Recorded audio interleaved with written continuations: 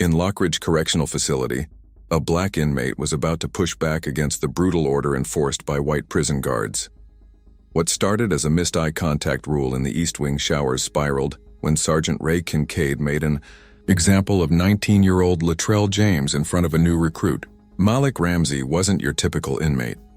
For 9 years, he had endured the slow erosion of time and dignity under a system that punished thought as much as crime.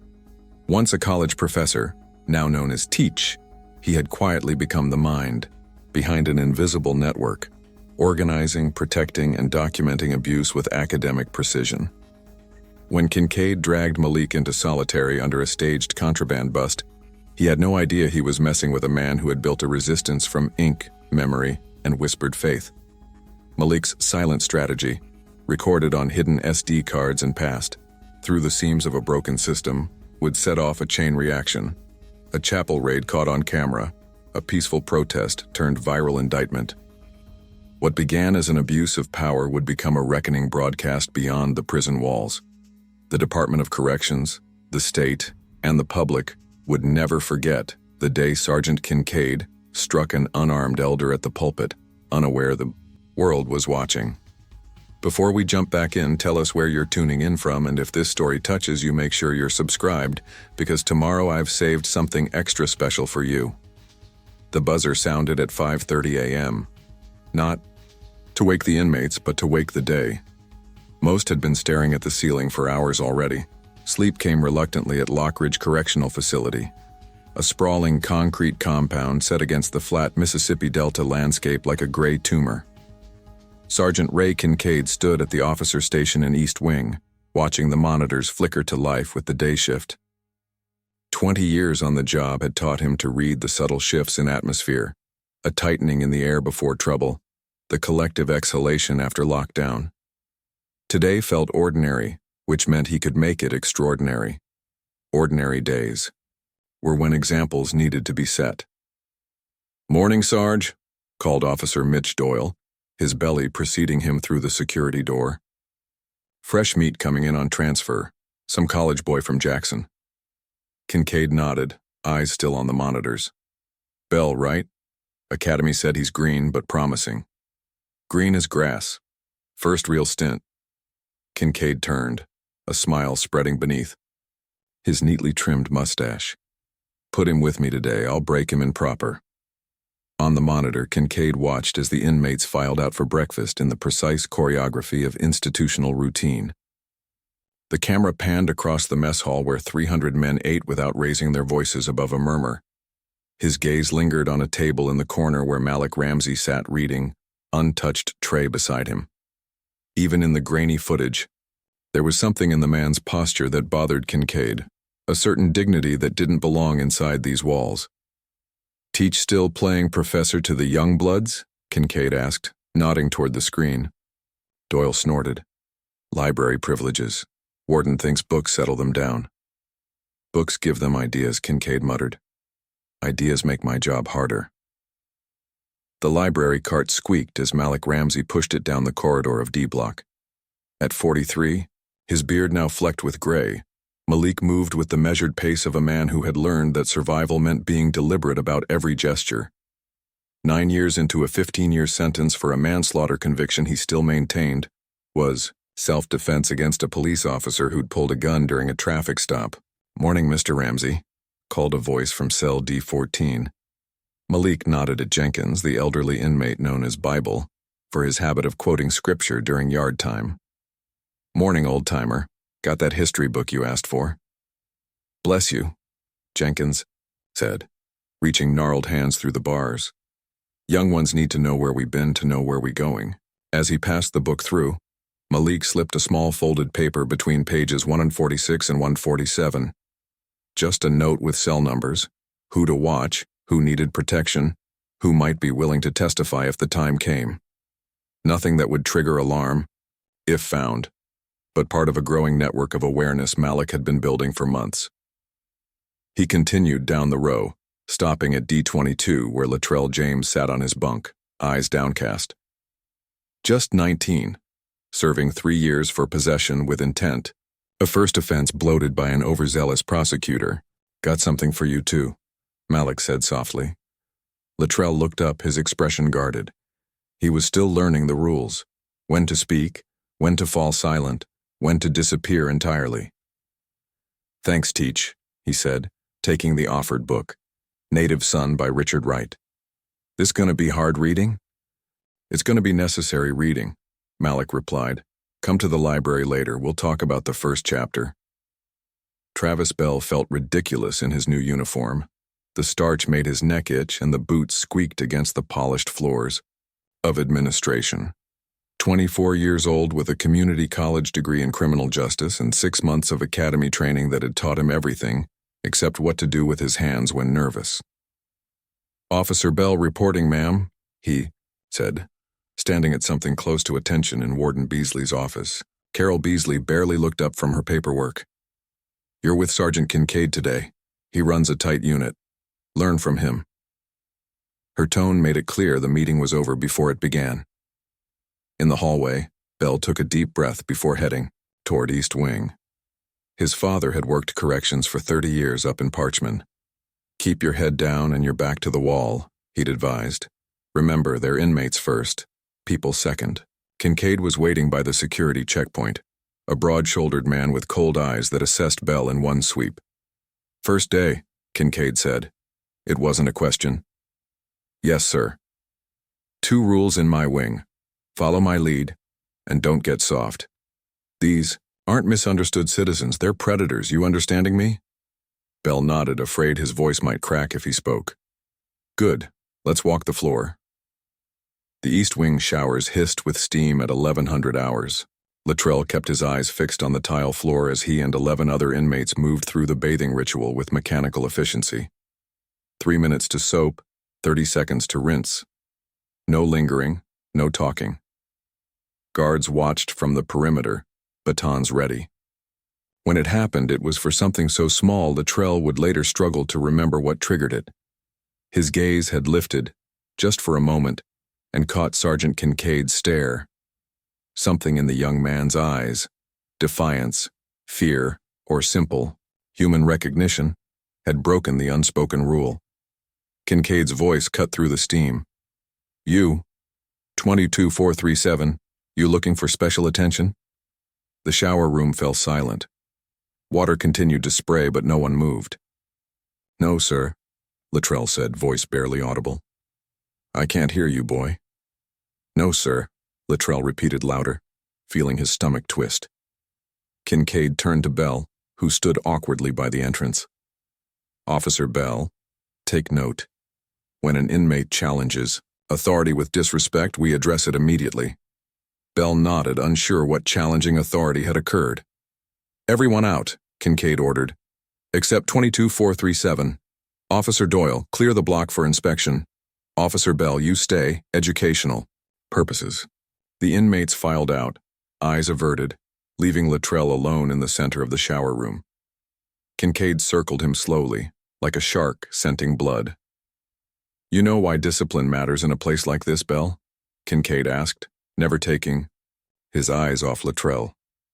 "Because weakness spreads like infection. One man thinks he can stare down an officer. Tomorrow 10 men think the same. Next week it's a riot."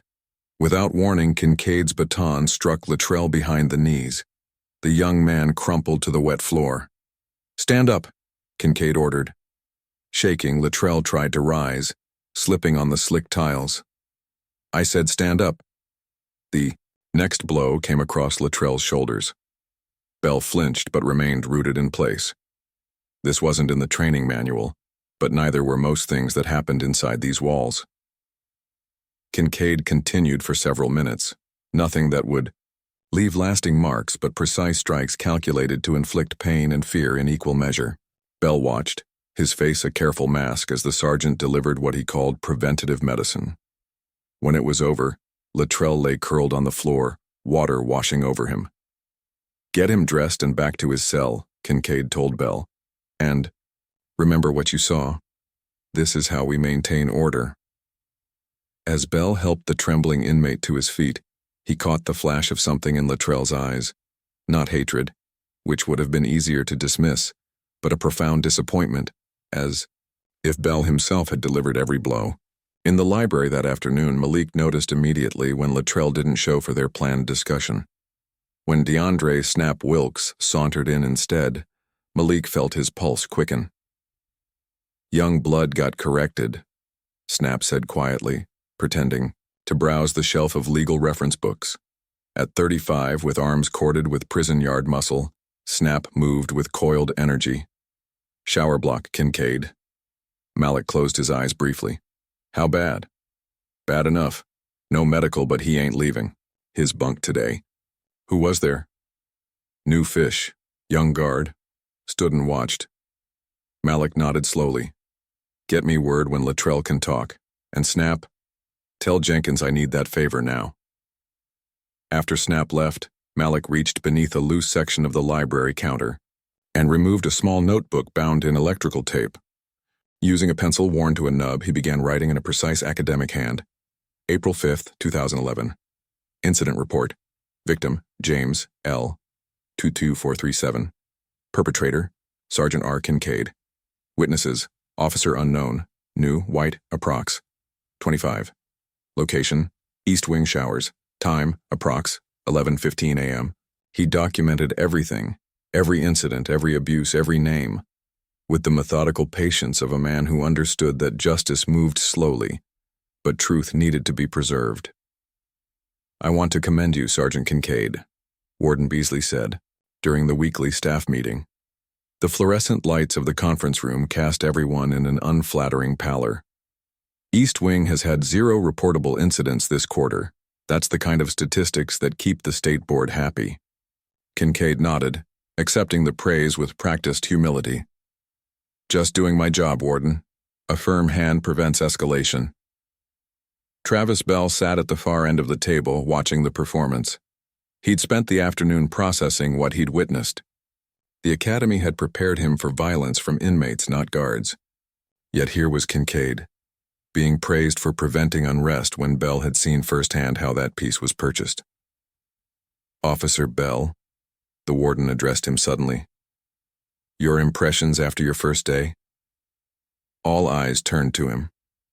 Bell felt Kincaid's gaze like a physical weight. "It's educational, ma'am," he managed. "Sergeant Kincaid runs a tight ship." "Good," Beasley nodded. "We need officers who understand our methods. Lockridge may not be pretty, but we maintain order when other facilities fail."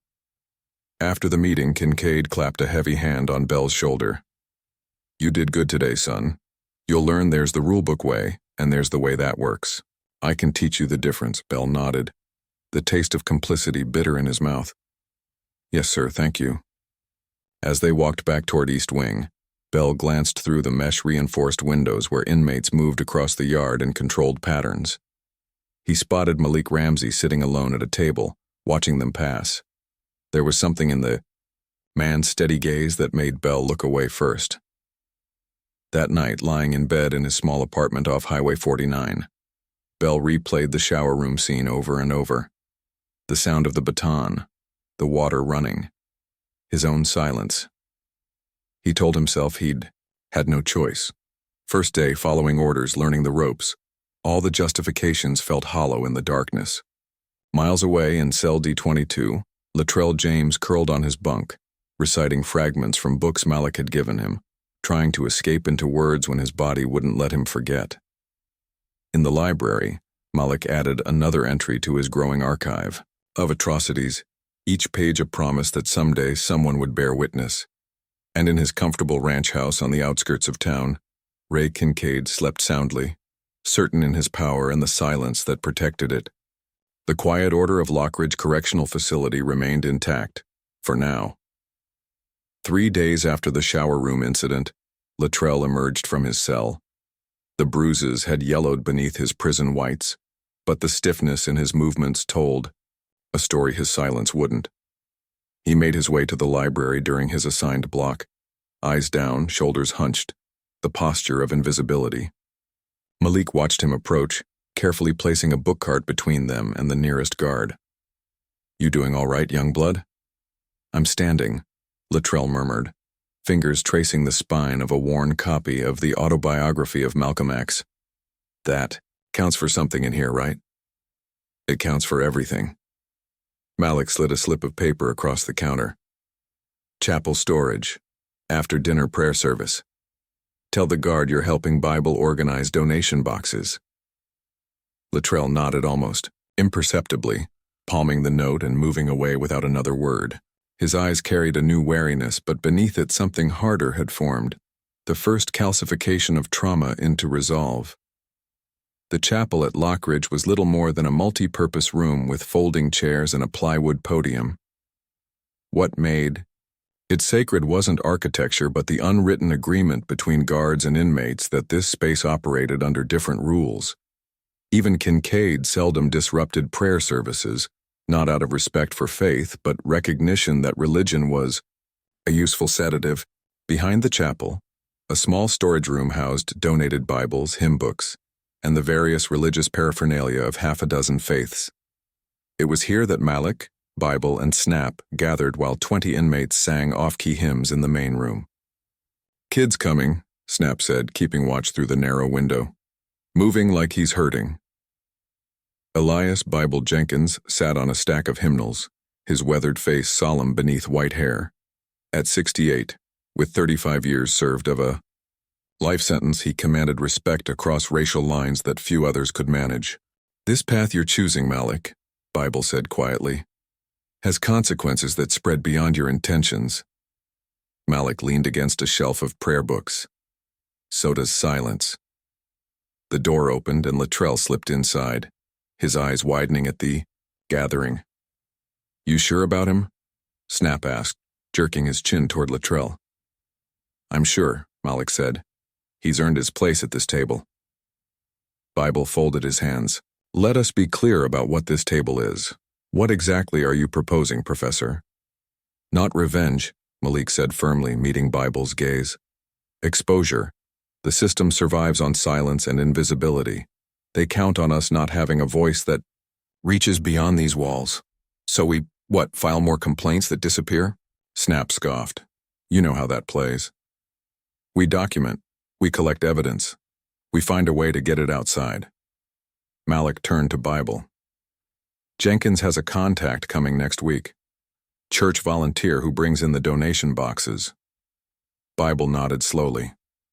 "Sister Margaret, good woman, believes in redemption." "Can she be trusted?" Malik asked. "With the message, yes. With understanding what she's carrying, that's another matter." Latrell, who had been silent, finally spoke. "What do you need from me?" Malik studied the young man. Eyes, ears, memory, and courage when the time comes. "I got all that," Latrell said, a tremor in his voice betraying the cost of his conviction. Snap pushed away from the wall. "Talk is good, Teach, but Kincaid doesn't respond to talk. Men, like him, only understand one language." "That's exactly the thinking that keeps us locked in here," Malik countered. "The moment we use violence, we validate every stereotype they've built the system on." Bible's deep voice cut through the tension. "There's power in witness, but there's danger too. What you're planning, it could make things worse before they get better." "I know the risk," Malik said, "but I also know what happens if we do nothing." A soft knock at the door signaled their time was up. As they filed out, Bible placed a hand on Malik's shoulder. "Just remember, son, the fire that burns away injustice can also consume the just." Travis Bell settled into the routine of Lockridge with uncomfortable ease. 2 weeks in, the shock of that first day had dulled into background noise, not acceptance but the peculiar numbness that comes from sustained exposure to the unconscionable. "You're picking it up quick," Officer Doyle told him as they monitored the yard from the guard tower. "Kincaid says you've got the right instincts." Bell nodded, unsure if that was a compliment he wanted. Below them, inmates circulated in their designated patterns. He spotted Ramsey sitting with the old man Jenkins at a corner table. There was something in their stillness that stood out amid the nervous energy of the yard. "What's Ramsey in for?" Bell asked. Doyle snorted. "Claims he was defending himself against a cop. Aren't they all innocent?" "Kincaid seems to have a particular interest in him." "Sarge doesn't like the educated ones. They think too much, cause problems. Doyle chewed his gum methodically. Word of advice, Bell. Don't get curious about inmates. They're not here for us to understand. They're here for us to control. Later that afternoon, Bell witnessed his second correction.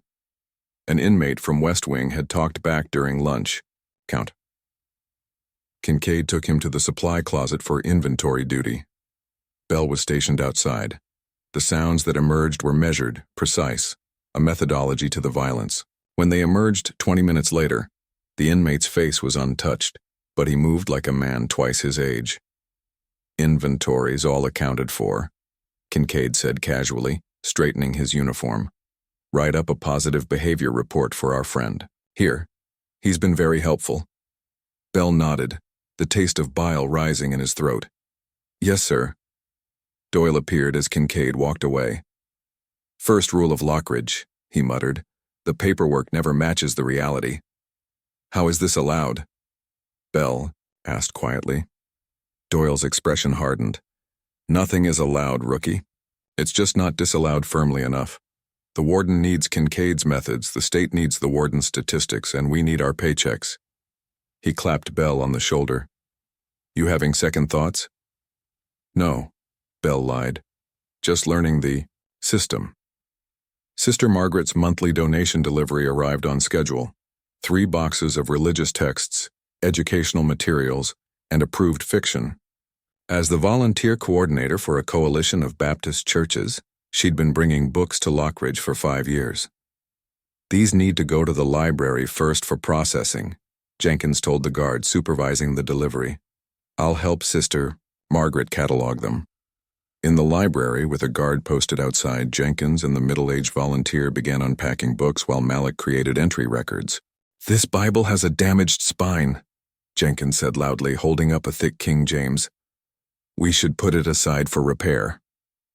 I'll take care of it, Malik said, accepting the book and placing it on his cart. The exchange was so natural that even Sister Margaret didn't realize she'd just participated in the smuggling of a prepaid burner phone. Carefully hollowed into the book's binding, Snap had arranged it through a kitchen trustee with outside connections, a favor that had cost Malik 3 months of commissary funds.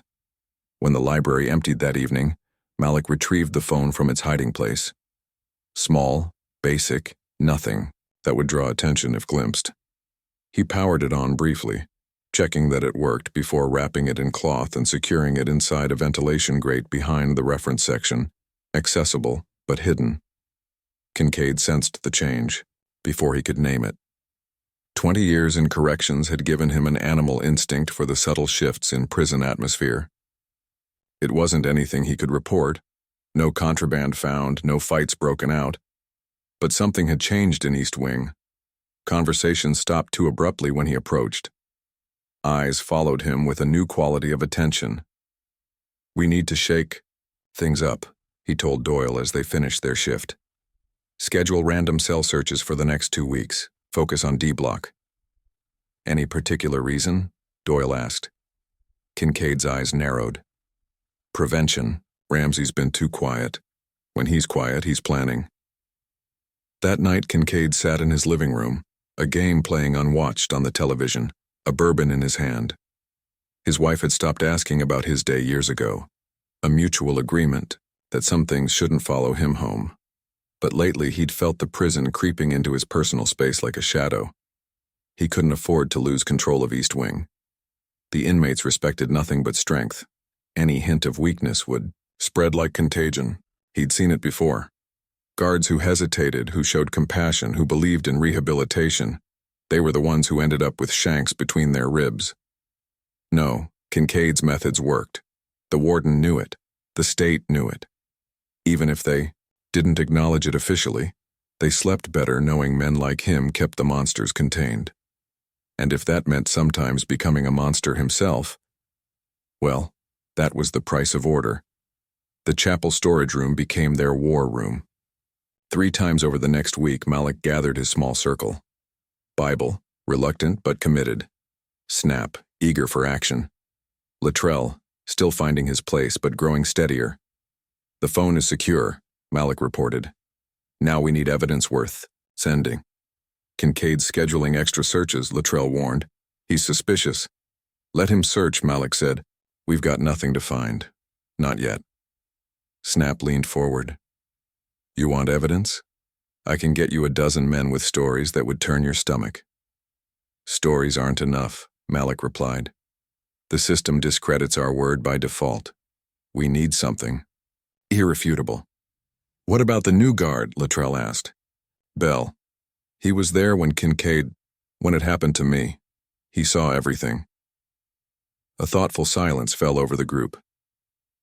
Guards protect guards, Snap said finally. He's not going to help us.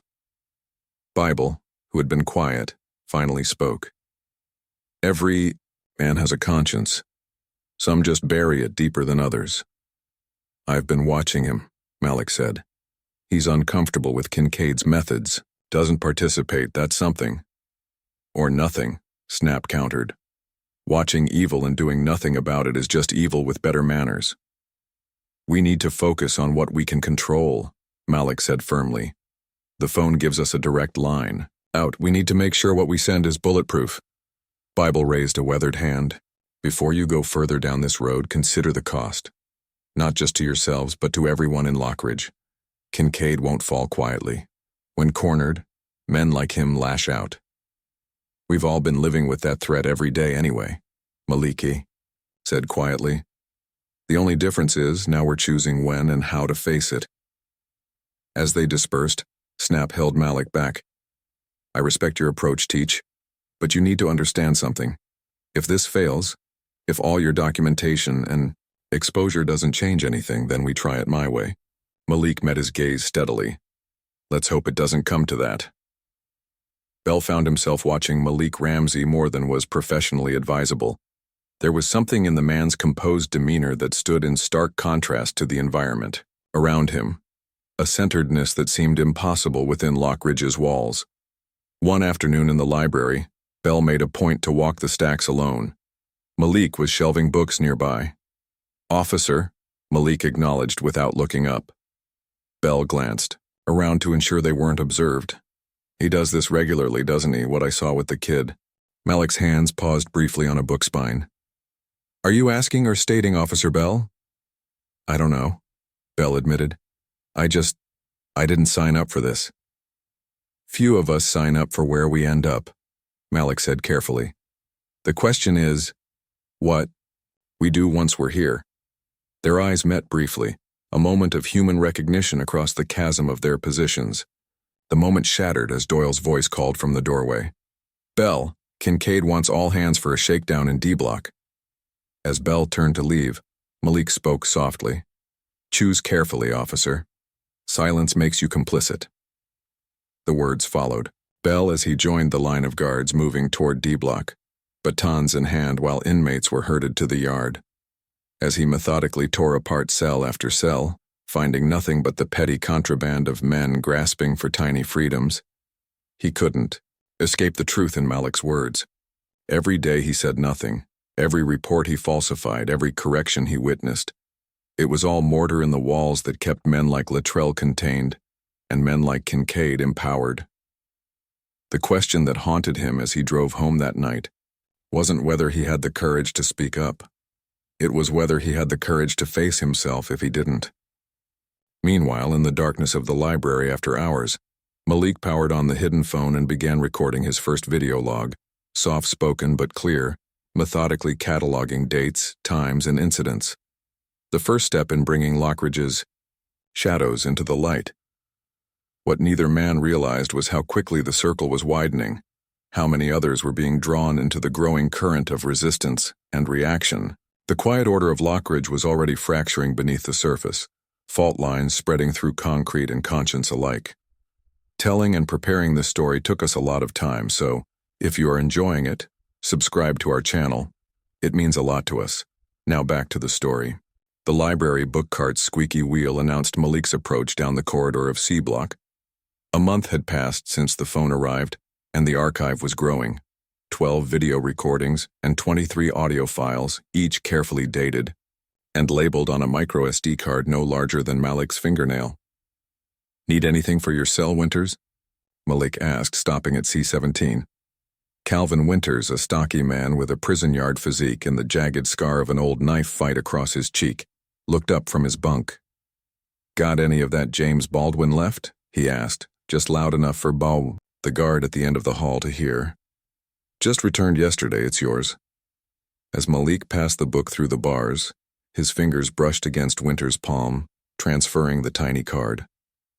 Another pair of eyes for their network, this time in C Block where Kincaid had been spending more time lately.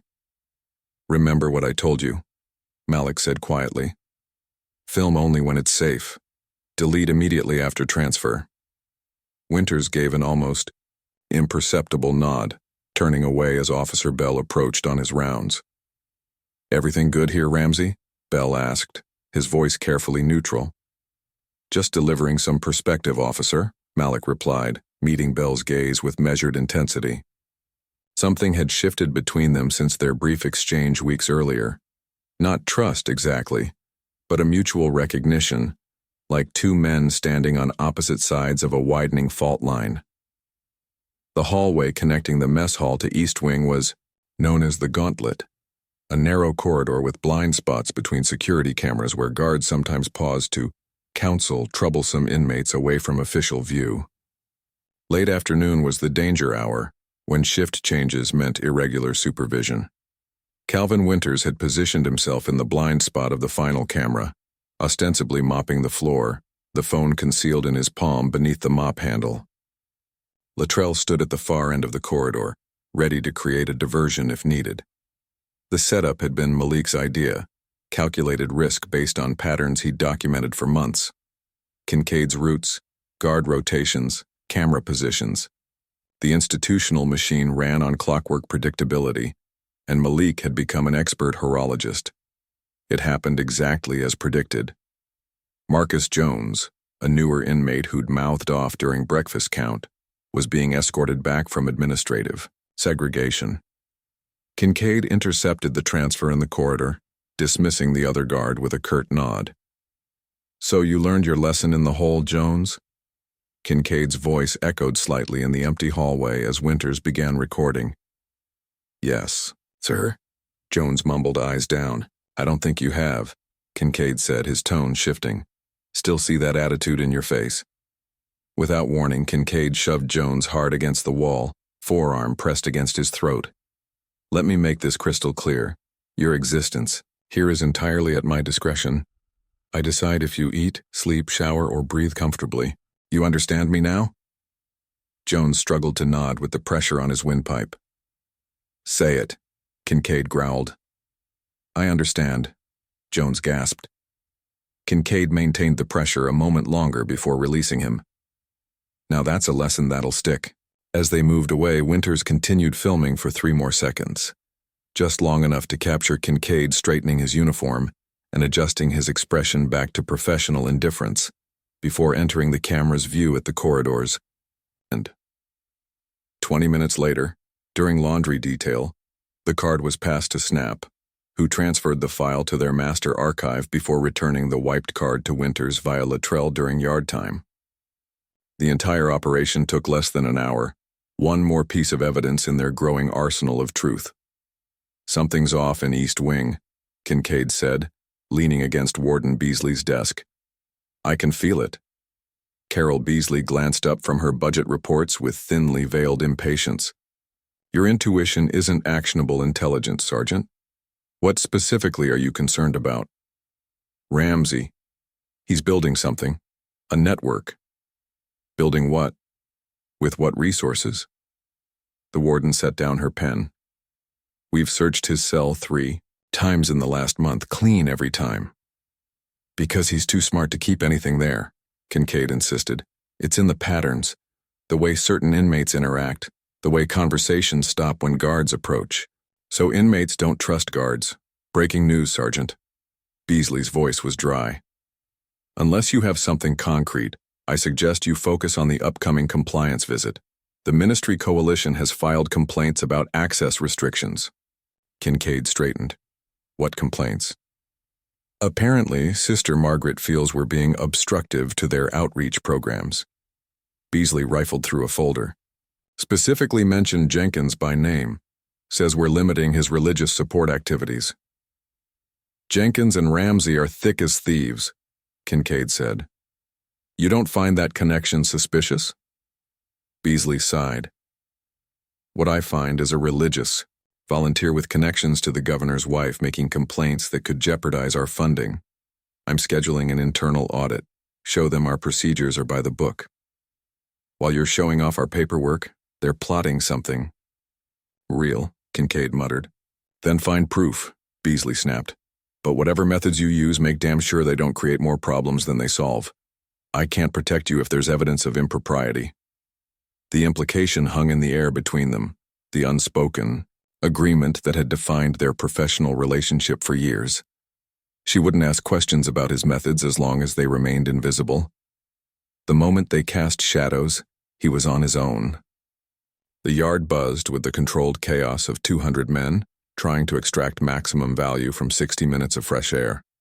Basketball on the cracked court. Weight piles claimed by prison hierarchies. Walking the perimeter, 7 laps to a mile. Snap was on his 5th lap when Kincaid intercepted him, stepping directly into his path. Wilkes, Kincaid said, voice friendly in a way that raised immediate alarms. Let's take a walk. They moved toward the fence line, away from the main clusters of inmates. 2 guards on the tower tracked them with casual interest. How's library duty treating you? Kincaid asked.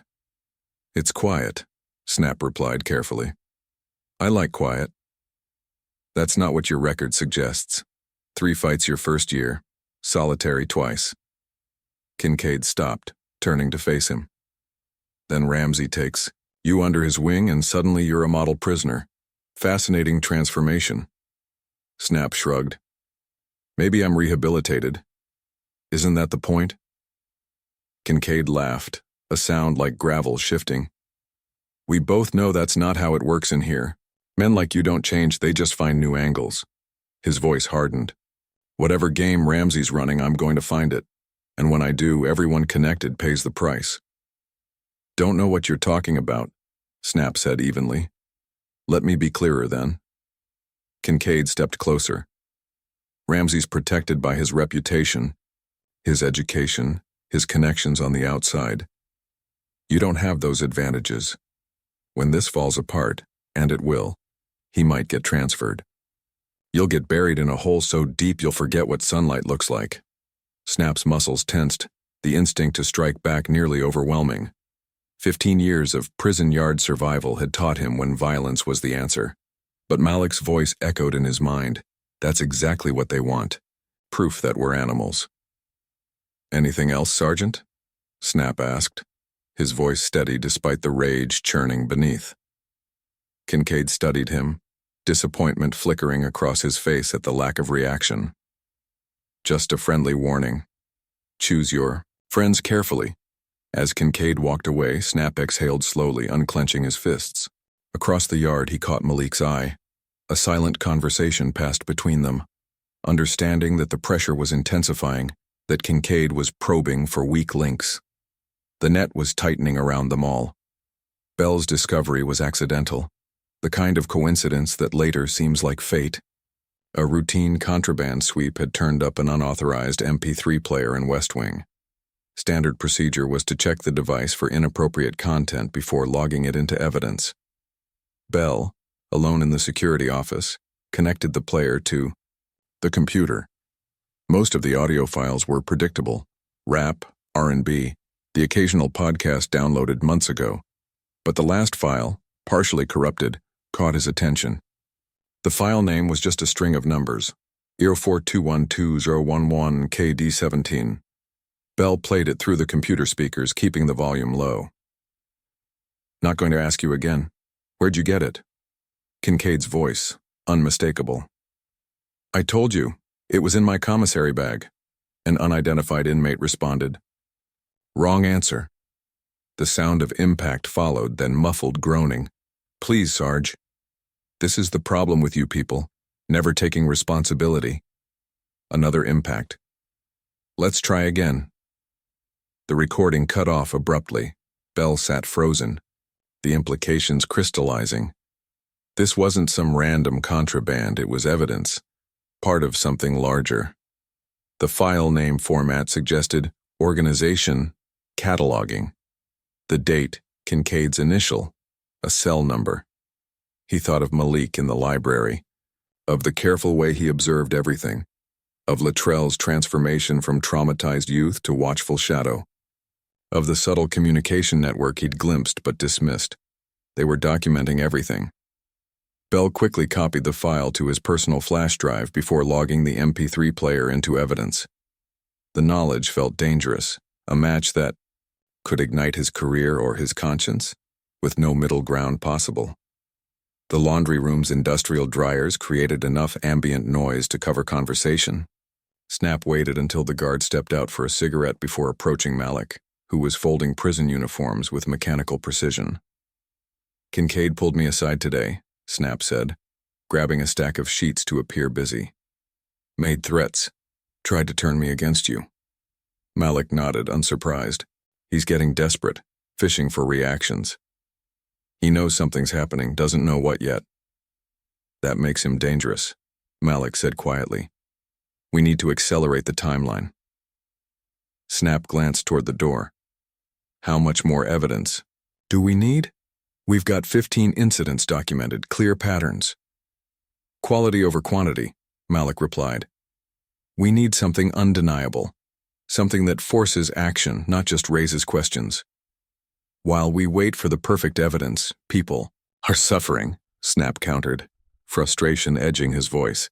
"Winters told me Kincaid has been making rounds in C Block at odd hours, checking cells personally." Malik's hands paused on a folded uniform. "He's hunting. And we're hiding," Snap said. "Maybe it's time we change that dynamic." "Violence is what they expect from us," Malik warned.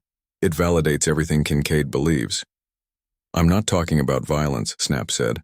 "I'm talking about forcing his hand, creating a situation where he shows himself for what he is."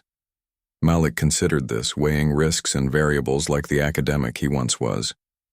"We'd need the right circumstances, the right witnesses." "What about the new guard?" "Bell. He's been watching you." "He's watching all of us," Malik corrected, trying to figure out what's happening. "Maybe it's time we helped him see clearly," Snap suggested. Before Malik could respond, Latrell appeared at the laundry room entrance, his expression tight with controlled panic. "We've got a problem," he said quietly. "Bible's been called to the warden's office. Something about the ministry program complaints." Malik and Snap exchanged worried glances. If Bible was being questioned, their entire network could be at risk. "Get the phone from the library," Malik told Latrell. "Move it to backup location 3, and tell Winters to hold off on recording for now." As Latrell hurried away, Snap studied Malik's face. "You worried about Jenkins?" "Bible won't break," Malik said with certainty. "But this means the spotlight is getting closer. We need to be ready to move everything at a moment's notice." What had begun as a carefully controlled documentation project was rapidly evolving into something more urgent and more dangerous. The archive they'd built wasn't just recordings anymore. It was becoming a weapon, one that could provide liberation or destruction depending on who wielded it. And as the sun set over Lockridge that evening, the question hanging over every cell and corridor was not if the facade would crack, but when, and who would be caught in the breaking. Bible returned from the warden's office with the measured calm of a man who had weathered countless institutional storms. The chapel was empty save for Malik, who pretended to dust hymnals while waiting. "They're watching the ministry program now," Bible said quietly. "Warden claims it's routine compliance review." "What did they ask you?" Malik kept his voice low, aware of how sound carried in the chapel's hollow acoustics. "Questions about Sister Margaret, the donation process, who handles the books." Bible sank onto a wooden pew, his joints protesting. "I gave them nothing they didn't already know." Malik nodded, relief evident in the slight loosening of his shoulders. "They're getting pressure from outside. That church coalition has the warden worried about optics." "External pressure is a double-edged sword," Bible warned. It makes them cautious, but also desperate to control the narrative. He studied Malik's face. "You're considering accelerating." It wasn't a question. After 35 years behind bars, Bible read people with the same precision Malik read books. "We have enough evidence to make noise," Malik said. "The question is whether noise alone changes anything. Noise without strategy is just chaos." Bible folded his weathered hands. "And chaos in here benefits no one but those with the keys." Before Malik could respond, the chapel door swung open. Snap entered with Latrell trailing behind, both ostensibly coming for evening prayer service. Bible still standing. "So the Inmates meeting went well?" Snap asked, his attempt at casual undermined by the tension in his voice. "For now," Malik replied. "But we need to decide our next move." Snap glanced toward the door to ensure they were truly alone. "I've been saying that for weeks.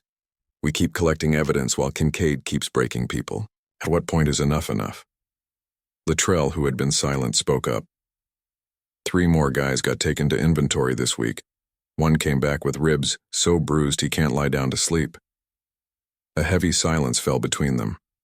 Malik felt the weight of expectation from the younger men, their faith in his leadership paired with growing impatience. "I understand the urgency," he finally said, "but going public too soon could backfire. We need the right moment, the right audience." "There's never a perfect moment for revolution," Snap countered. "This isn't revolution," Malik said sharply. "It's exposure, truth. If we frame it wrong, act too soon, they'll bury it, and us with it."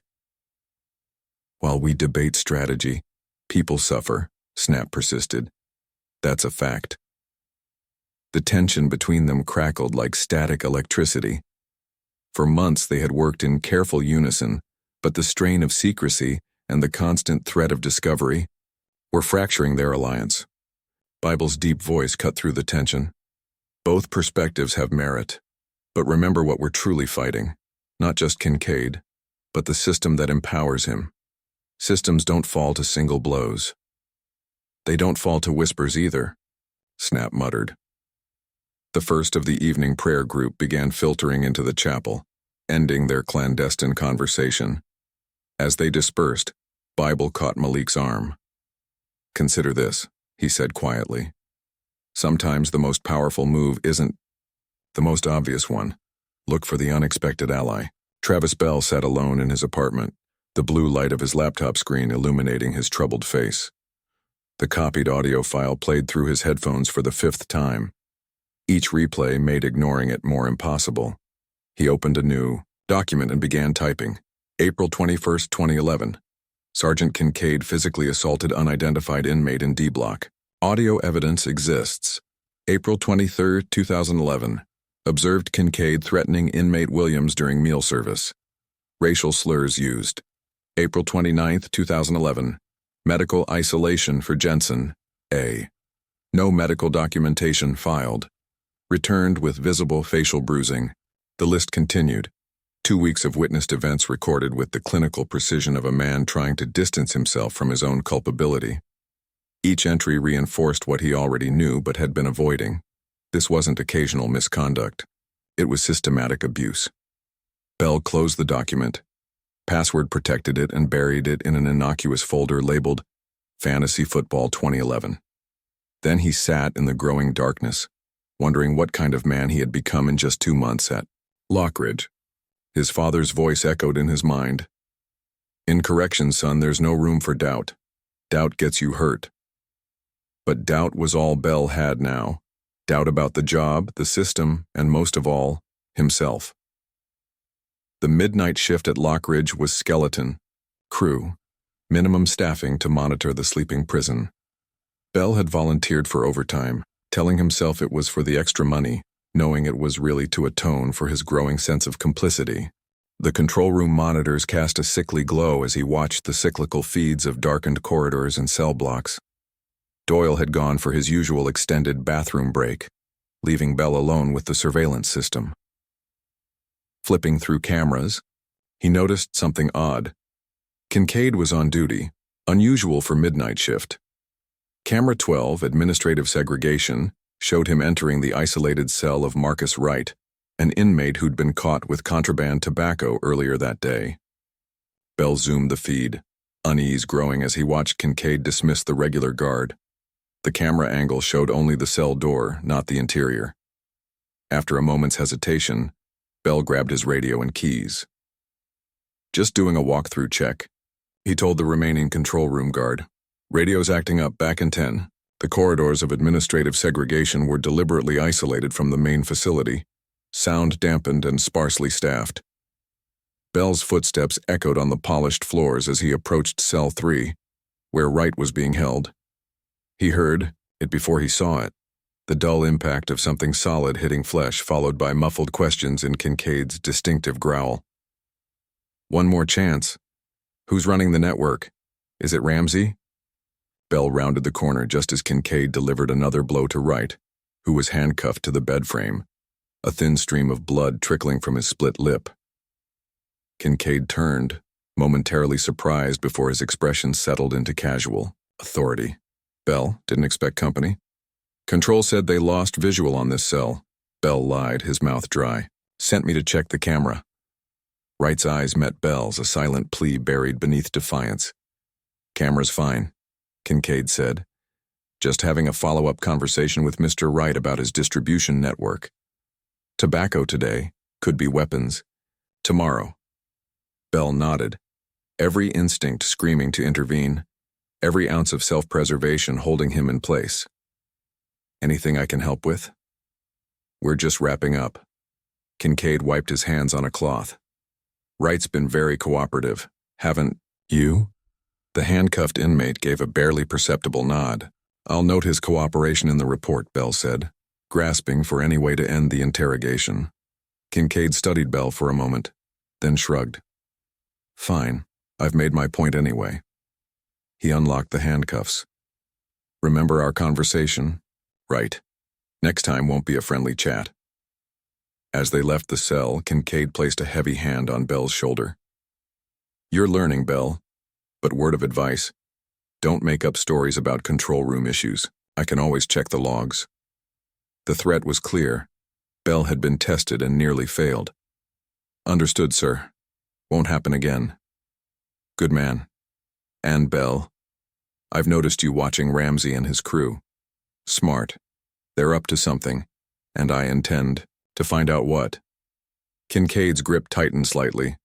"Just don't get too friendly with the monkeys. Start thinking they're like us, you've already lost." Bell managed a non-committal nod, his face carefully blank while disgust churned in his stomach. Back in the control room, Bell stared at the monitors, no longer seeing the feeds, seeing instead Wright's blood, Kincaid's casual brutality, and most haunting of all, his own reflection in the glass, the face of a man becoming what he feared. The library cart made its final rounds before lockdown. Latrell pushed it today, part of the rotation system Malik had designed to avoid patterns that might draw attention. "Last call for reading material," he announced in C block. At C8 he paused. "Got that biography you requested, Jackson?" As the inmate reached for the book, Latrell slipped him the micro SD card. The exchange took less than a second, a movement so practiced it was nearly invisible. What neither noticed was Officer Hayes watching from the end of the corridor, his attention caught by the slight hesitation in Latrell's movement. "James, what's that you just passed?" Latrell froze, panic flashing across his face before he controlled. "Just the book, sir. Biography of Frederick Douglass." Hayes approached, suspicious. "Empty your pockets, now." Latrell complied, hands shaking slightly. Hayes found nothing, then turned to Jackson's cell. "You two, whatever he gave you, hand it over." "He didn't give me anything except the book," Jackson protested, already sliding the tiny card into a slit in his mattress. Hayes searched the cell perfunctorily, more interested in intimidation than discovery. Finding nothing obvious, he turned back to Latrell. "Get that cart back to the library. Your privilege just got revoked until further notice." As Latrell pushed the cart away, relief and fear battled within him. Too close. The network was becoming too visible, the risk too great. And Jackson, a newcomer to their circle, now held vital evidence with minimal preparation. Outside the library, Latrell nearly collided with Officer Bell, who steadied the cart with one hand. "Easy there, James," Bell said, then lowered his voice. "Everything all right? Hayes giving you trouble?" The unexpected concern in Bell's voice made Latrell hesitate. He'd been taught to trust no uniform, to see guards as uniformly corrupt or complicit. Yet something in Bell's expression, a haunted quality that hadn't been there weeks ago, gave him pause. "Just doing my job, sir," Latrell answered carefully. "Right." Bell glanced around, then spoke quickly. "Listen, be careful with whatever you're moving around. Hayes has been instructed to watch for unusual exchanges, Kincaid's orders." Latrell stiffened, unsure if this was a trap or a genuine warning. "Don't know what you mean, sir." "Yes, you do," Bell insisted. "And I think I know why. Just be smarter about it. More eyes are watching than you realize." Before Latrell could respond, Bell walked away, leaving him with the unsettling question of whether he'd just been threatened or warned, or perhaps, most dangerously, offered an ally. That night, after lockdown, Malik made the riskiest move yet. Using the phone, now hidden in an air vent in the rarely used religious studies section of the library, he composed a text message to a number he had memorized years ago. "Angela. Crisis at Lockridge. Need legal eyes on evidence of systematic abuse. Time sensitive. Contact Sister Margaret at First Baptist for exchange protocol. M." The message was deliberately vague, but would be crystal clear to Angela Davis, his former colleague from Jackson State Community College and now a civil rights attorney. Their connection had been maintained through careful coded letters approved by prison censors, book discussions, and academic references that masked their real communication. Sending the text meant crossing a line, moving from documentation to action, from witnessing to exposing. Once sent, there would be no containing the consequences, for better or worse. Malik pressed send, watched the confirmation appear, then quickly deleted the message from the sent folder. After powering down the phone, he carefully replaced it in its hiding spot. In his cell later, unable to sleep, Malik thought of Bible's words about unexpected allies, of Bell's increasingly troubled expressions, of Snap's growing impatience and Latrell's close call. The circle was widening, the pressure building. Lines were being crossed by all of them, boundaries of safety and certainty left behind.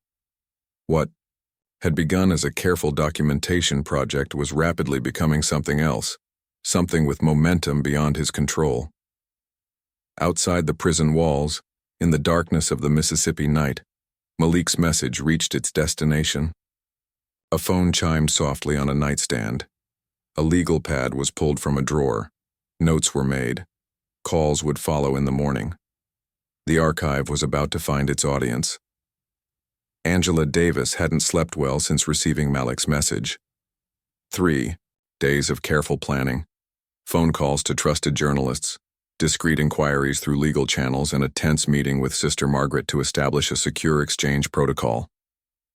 "This needs to be handled delicately," she told the small group gathered in her Jackson law office. "Lockridge has buried complaints before. We can't give them time to construct a narrative." Her associate, Marcus Williams, tapped his pen against a yellow legal pad. "We don't have the evidence yet, just Malik's word." "His word is enough to start laying groundwork," Angela replied, her resolve hardened by memories of Malik, brilliant, principled, sacrificed to a system designed to break men like him. "We create smoke first, rumors, questions, public interest. By the time we get the actual evidence, people will be primed to believe it."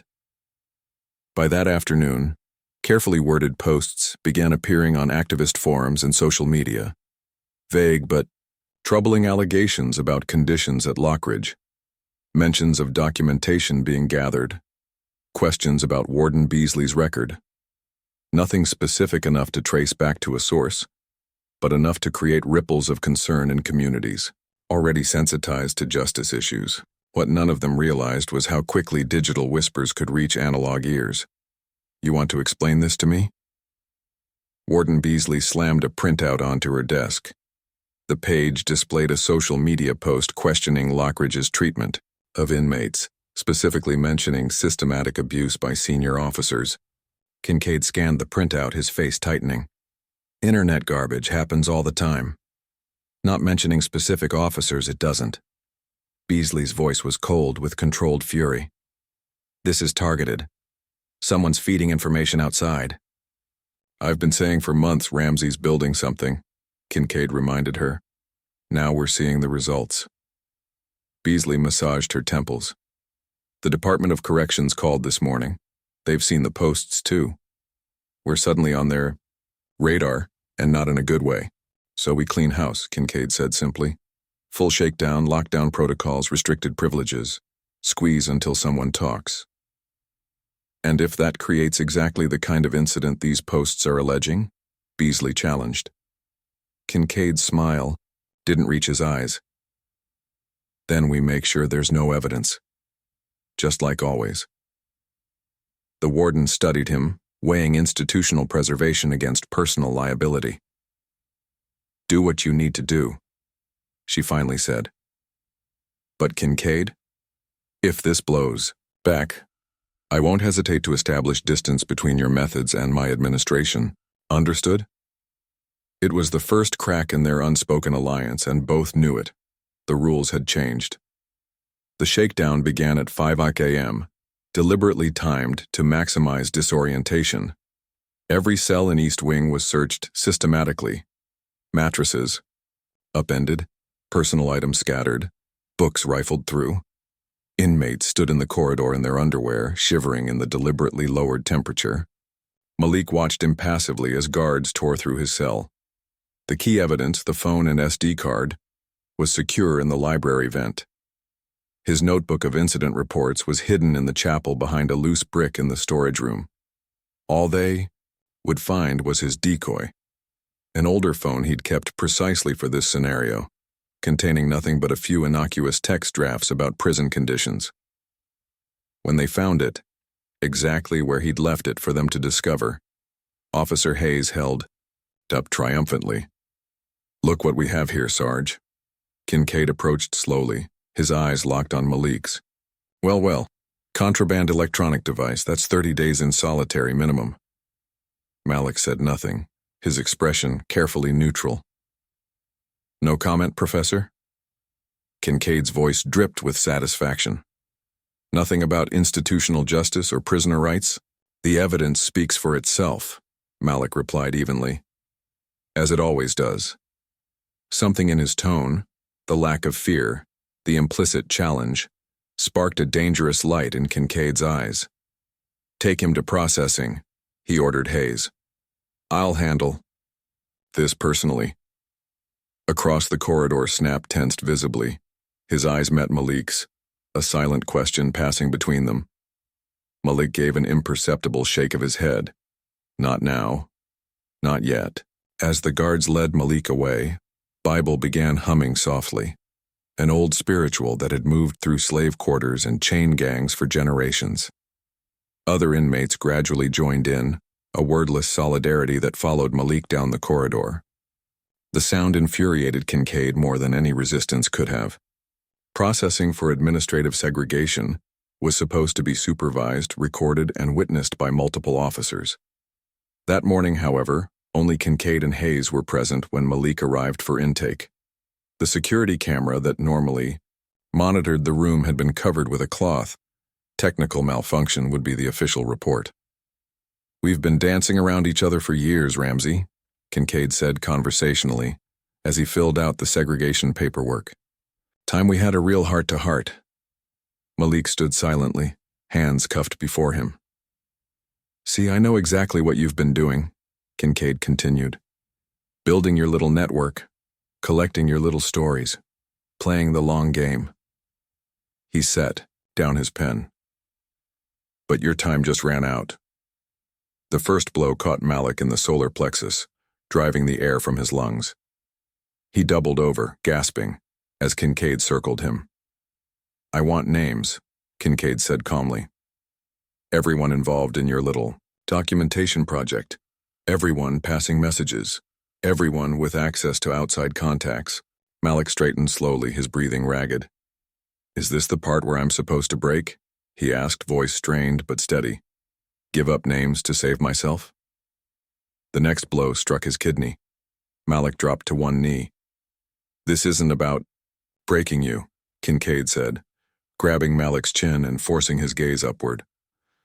"This is about reminding you of reality. In here, I am God. Not your education, not your principles, not your evidence. Me." For nearly 20 minutes, the processing continued, systematic violence calculated to cause maximum pain with minimum visible marking. Hayes watched impassively, occasionally checking the door.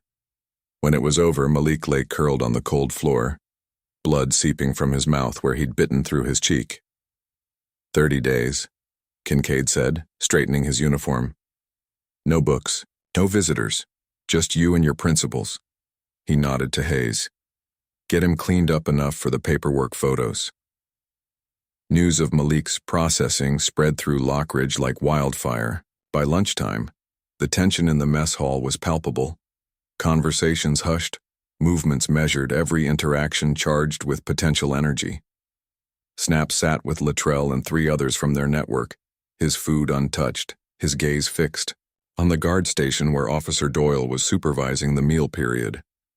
"Easy," Winters murmured beside him. "Not here, not now." "Then when?" Snap's voice was barely audible. "They're picking us off one by one. Bible says wait for—" "Bible isn't in solitary getting his ribs kicked in." Snap cut him off. "Truth and patience are luxuries for men who've never felt the boot." Latrell glanced nervously toward the doors where Officer Bell had just entered for the shift change. Their eyes met briefly before Bell looked away. "Something's happening," Latrell said suddenly. "Bell's been acting strange all morning." Snap followed his gaze. "Strange how?" "Like he knows something." "He was in the library earlier looking through Malik's desk." Before Snap could respond, Doyle approached their table. "Mealtime's over, ladies. Move along." The other inmates rose obediently, but Snap remained seated. A deliberate challenge. "You deaf, Wilkes?" Doyle asked, hand drifting toward his baton. "Just wondering something, officer," Snap said casually. "Does it bother you being Kincaid's cleanup crew, or have you just gotten used to the smell?" The mess hall fell silent. Even the kitchen workers froze, sensing the dangerous current in the air. "Last warning," Doyle said, unclipping his baton. "On your feet." Snap rose slowly, towering over the shorter guard. "I'm standing," he said, echoing Malik's words from days earlier. "That counts for something in here, right?" What happened next occurred so quickly that later accounts would conflict. Some said Doyle struck first. Others claimed Snap made a sudden movement. All agreed on the outcome.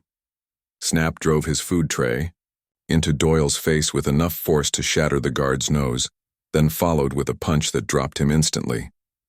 Alarms blared, guards converged, inmates scattered or froze, depending on their survival instincts.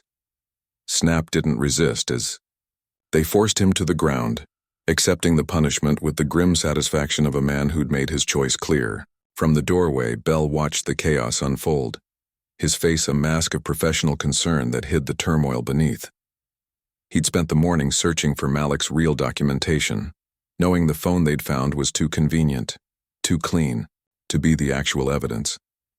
The staged segregation intake, the covered camera, it all pointed to something worse than procedural violations. When the riot response team had secured Snap and restored order, Bell slipped away to the library. Whatever Malik was hiding, it had to be there. He had 20 minutes before his absence would be noticed. The chapel was the only peaceful place in Lockridge that afternoon. As the prison went into full lockdown following the mess hall incident, Bible convinced the administration to allow the scheduled prayer service to continue. "Canceling worship during crisis only deepens the crisis," he argued to the deputy warden. "Let me keep these men calm, focused on higher matters." In reality, the service became something else entirely, a quiet forum for Bible to organize a different kind of resistance. Violence begets violence, he told the 30 men gathered in hushed attention. If we respond to brutality with brutality, we simply validate their view of us. Malik's being beaten in solitary, someone protested. Snap's headed for the hole. 2. What's your alternative? Bible stood straighter, age falling away as conviction took its place. Unified, visible, peaceful resistance. They can hide individual suffering. They can't hide 200 men refusing meals simultaneously. They can't hide silent prayers during yard time. They can't hide work slowdowns across every prison industry. That's what Malik tried, another voice objected. Documentation, exposure, now he's paying for it. No, Bible corrected gently. Malik worked in shadows because he had to. Now we bring it all to light. Every act of resistance visible, coordinated, and impossible to ignore. As the men debated strategy, Bible noticed Bell standing in the chapel doorway observing. Their eyes met in a moment of mutual assessment, before Bell turned away. Bible filed the interaction away, another piece in the complex puzzle of alliances and adversaries that would determine their fate. Bell found the notebook exactly where his instincts told him it would be, behind the loose brick in the chapel storage room. He'd seen Malik emerging from there too many times for it to be coincidence. The contents confirmed his worst fears and validated his growing conviction. Page after page of meticulous documentation, dates, times, victims, witnesses, descriptions of abuse that made his stomach turn. Dozens of incidents, many witnessed by other guards who'd said nothing, done nothing. Just like him. The sound of approaching footsteps forced a decision. Bell quickly photographed several pages with his personal phone, then faced a choice. Return the notebook to its hiding place or bring it to Kincaid as evidence. The footsteps grew closer. Bell made his decision. When Assistant Warden Taylor entered the storage room seconds later, Bell was straightening bookshelves. Officer Bell, what are you doing here during lockdown? Bell gestured to the disorganized shelves. Heard rumors about contraband hidden in the chapel. Thought I'd check while everyone's confined to cells. Taylor studied him suspiciously. Find anything? Just books, sir. Bell met his gaze steadily. Nothing worth reporting. After Taylor left, Bell exhaled slowly. The notebook was now secure in his uniform pocket, not returned, not surrendered, but claimed. A personal stake in the growing conflict. Warden Beasley paced her office, the growing crisis threatening to spiral beyond containment. One inmate in solitary for contraband electronics. Another facing assault charges for attacking an officer. Rumors spreading online. Now the Department of Corrections wanted answers. We're bringing in external investigators, she told her assembled senior staff. Transparency is our best defense right now. Kincaid scoffed. External investigations find what we want them to find. Always have. This is different, Beasley snapped. The posts online are specific. They mention documentation, evidence. If there's something circulating, we need to get ahead of it. The phone we confiscated from Ramsey was a decoy, Taylor interjected. Basic burner, nothing incriminating. He wanted us to find it. Which means the real evidence is still out there, Beasley concluded, her expression grim. Find it. Whatever it takes. As the meeting disbanded, Kincaid lingered. You're overreacting, he told the warden. This will blow over like everything else. I'm not so sure, Beasley replied. For the first time in 12 years, I can't predict what happens next, and that terrifies me more than any investigation. In solitary confinement, Malik lay on his thin mattress, cataloging his injuries with academic detachment. 2 ribs, likely. Cracked. Kidney bruising. Split lip. Various contusions that would bloom into spectacular bruises over the coming days. Pain was temporary. Evidence was permanent. What Kincaid didn't understand, what the entire system failed to grasp, was that the violence inflicted on him only strengthened the case against them. Each blow was another entry in the ledger, another proof of the systemic brutality they were exposing. The irony almost made him smile despite the pain.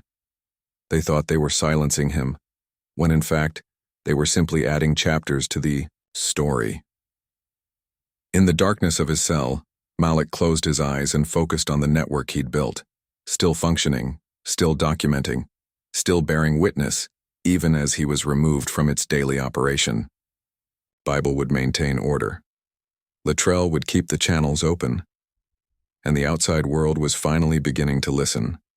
The wheel was turning. Smoke was rising. And beneath it all, the truth was inching its way into the light. 2 weeks into Malik's solitary confinement, the atmosphere at Lockridge had transformed. Bible's organized resistance spread through the cell blocks like a quiet fever. Inmates refusing meals on coordinated days, work slowdowns in the laundry and kitchen, and most unsettling to the administration, complete silence during yard time. 200 men standing in perfect, eerie quiet for 30 minutes each day. Kincaid paced the guard station overlooking the yard, watching the silent demonstration with barely contained fury. "This is getting out of hand," he muttered to Doyle, whose face was still swollen and discolored from Snap's attack. "They're communicating somehow, coordinating." "Jenkins is behind it," Doyle replied. "Old man's got more influence than we thought." Kincaid's eyes narrowed as he scanned the yard, gaze settling on Officer Bell, who stood at his post by the fence line. "What about the rookie?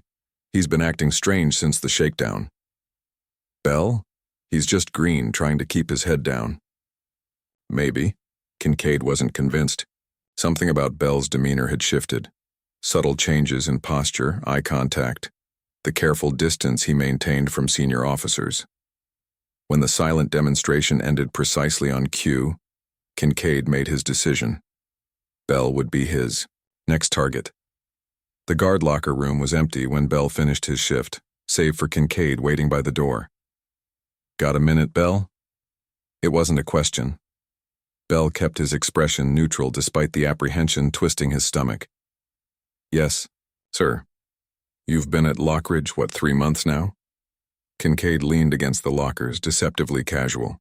"Starting to understand how things work around here?" "Learning every day, sir." "See, that's what concerns me."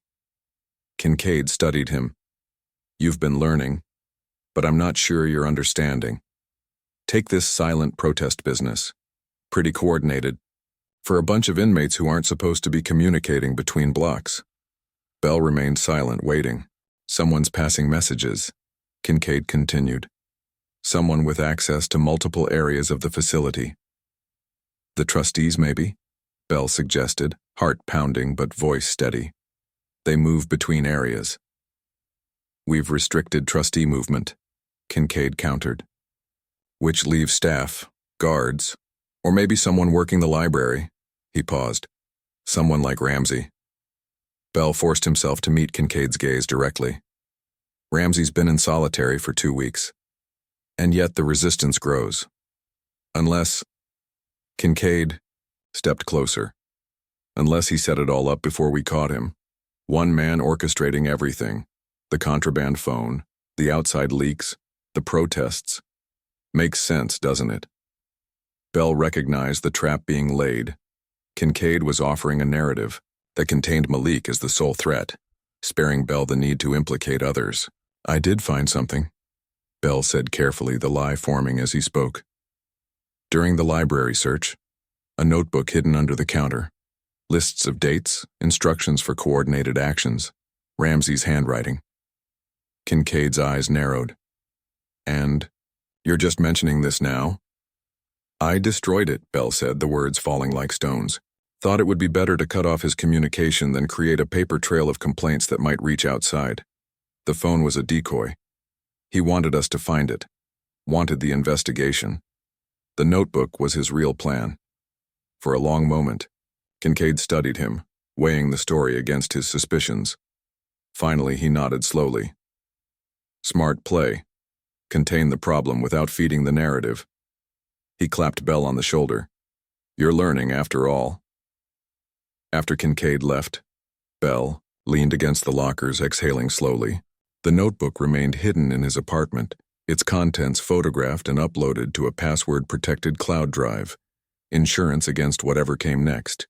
He was committed now. No turning back. 29 days after entering solitary, Malik was released back into general population. The official record showed no infractions during his segregation, no medical issues reported, nothing to suggest the systematic brutality that had filled those days. Latrell was waiting in the library, shelving books with methodical precision that faltered when Malik appeared in the doorway. "Teach," he whispered, eyes widening at Malik's condition. Malik moved carefully to the counter, each step measured against pain. The visible damage was minimal, a healing split lip, a yellowish bruise along his jaw, but his posture told the true story of his confinement. Broken ribs had knit imperfectly. Kidney damage had left him with a persistent ache. Sleep deprivation had hollowed his eyes. "It's good to see you, young blood," Malik said, voice roughened by 29 days of minimal water. Latrell glanced toward the guard post, ensuring they weren't overheard. "A lot's happened. Bible's got half the prison following his lead. Coordinated resistance just like you talked about." "And Snap?" Latrell's expression tightened. "Administrative segregation after the mess hall. Hearing next week for additional charges." Malik nodded, absorbing the losses. "The network, the phone?" "Still intact. Moved to location 4 after the shakedown." Latrell hesitated. "There's something else. Bell.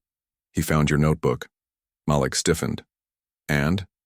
"Didn't turn it in. Warned me about increased surveillance. Been acting different with the other guards." Before Malik could respond, the library door opened. Officer Bell entered, pausing when he saw Malik.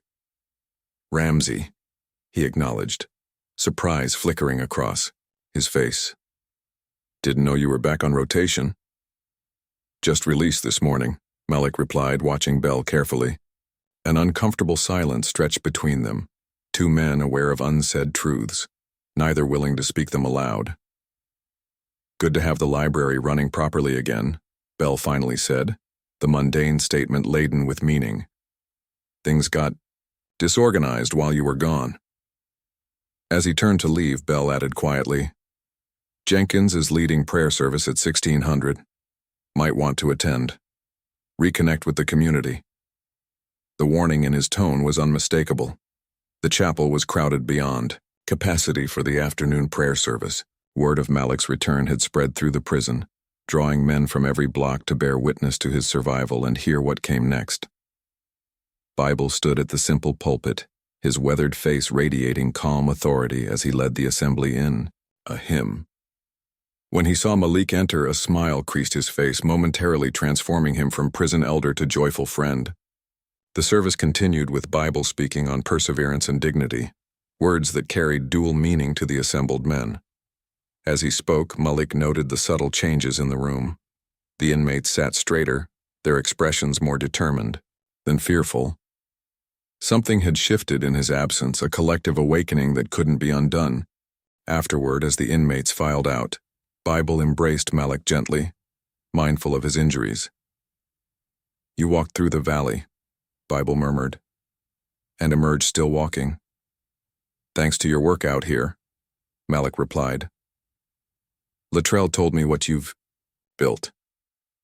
Bible led him to the chapel storage room, their old meeting place now invested with new purpose.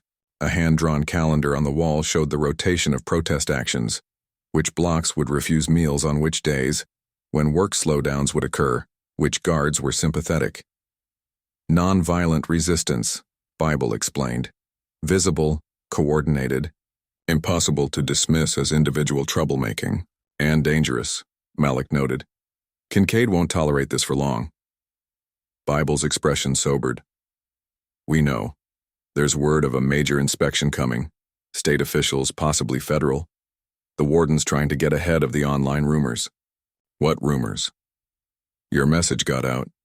Angela Davis has been asking questions, getting legal observers interested. Social media's picking up stories about conditions here." Bible smiled slightly. "The seeds you planted are growing." The chapel door opened and Winters slipped inside. "They're coming," he warned. "Kincaid, Taylor, 6 guards, full tactical gear." Bible straightened, unsurprised. "Right on schedule." The warden must have heard about your return.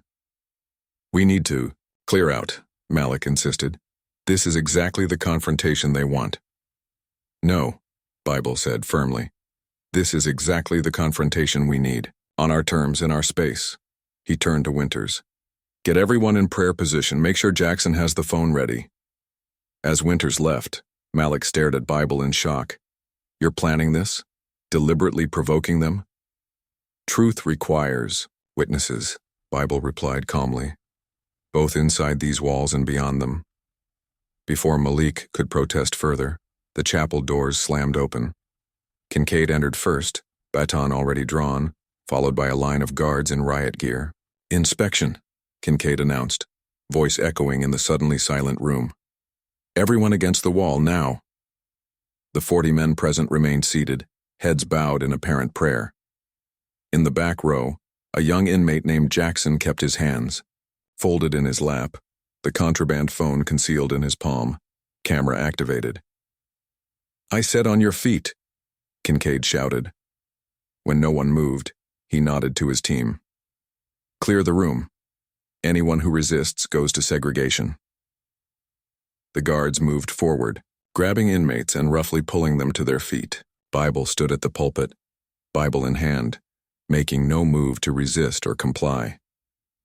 This is a house of worship, he stated clearly, his deep voice carrying. We are engaged in peaceful prayer, as permitted by both facility regulations and constitutional law. Kincaid approached him slowly. This is an inspection, Jenkins.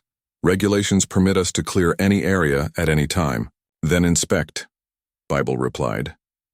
We will continue our worship. For a moment it seemed Kincaid might back down, aware of the optics. Then he caught sight of Malik among the seated men, and something darkened in his expression. Last warning, he said. When the inmates remained in place, he turned to his team. Clear them out, all of them. What followed was precisely what Bible had anticipated, and what Jackson's phone captured in devastating clarity. Guards dragging men from prayer. Batons striking unarmed inmates. Bible still holding his Bible, being thrown against the pulpit with enough force to crack ribs. Malik tried to reach him but was intercepted by 2 guards who drove him to the floor. Through the chaos, he caught glimpses of Bible being handcuffed, despite his apparent inability to stand unassisted. In less than 10 minutes, the chapel was emptied, 40 men bound for administrative segregation, and Bible was being carried out on a stretcher, his face bloodied but serene. What Kincaid didn't see, couldn't have seen, was Jackson slipping the phone to a kitchen trustee during the chaos, who passed it to Sister Margaret's assistant during meal delivery, who walked it calmly through the front gates of Lockridge. An hour later, Angela Davis was in court when the video arrived. The footage was shaky but unmistakable. Guards in Mississippi Department of Corrections uniforms assaulting unarmed inmates during prayer. The old man being thrown against the pulpit. The systematic violence applied with practiced efficiency. By evening, she had shared the footage with 3 journalists, a civil rights organization, and a contact at the Justice Department. Within hours, heavily edited clips appeared on social media, then local news, then national outlets. Lockridge abuse began trending by midnight.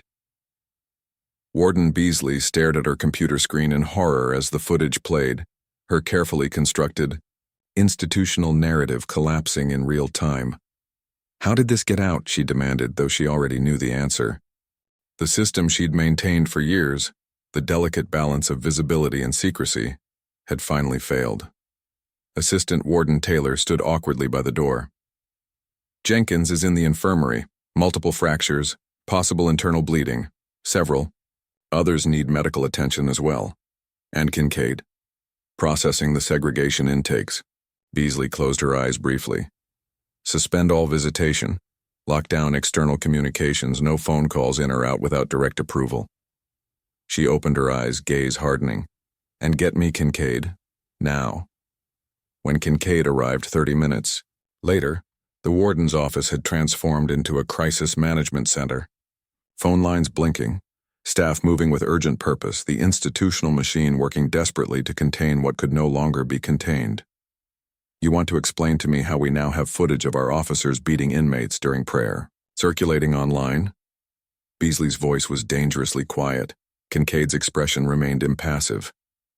Edited footage doesn't show the resistance, the refusal to comply with direct orders. Do you think the public cares about that distinction? Beasley slammed her hand on the desk. All they see is uniformed officers beating handcuffed men in a chapel.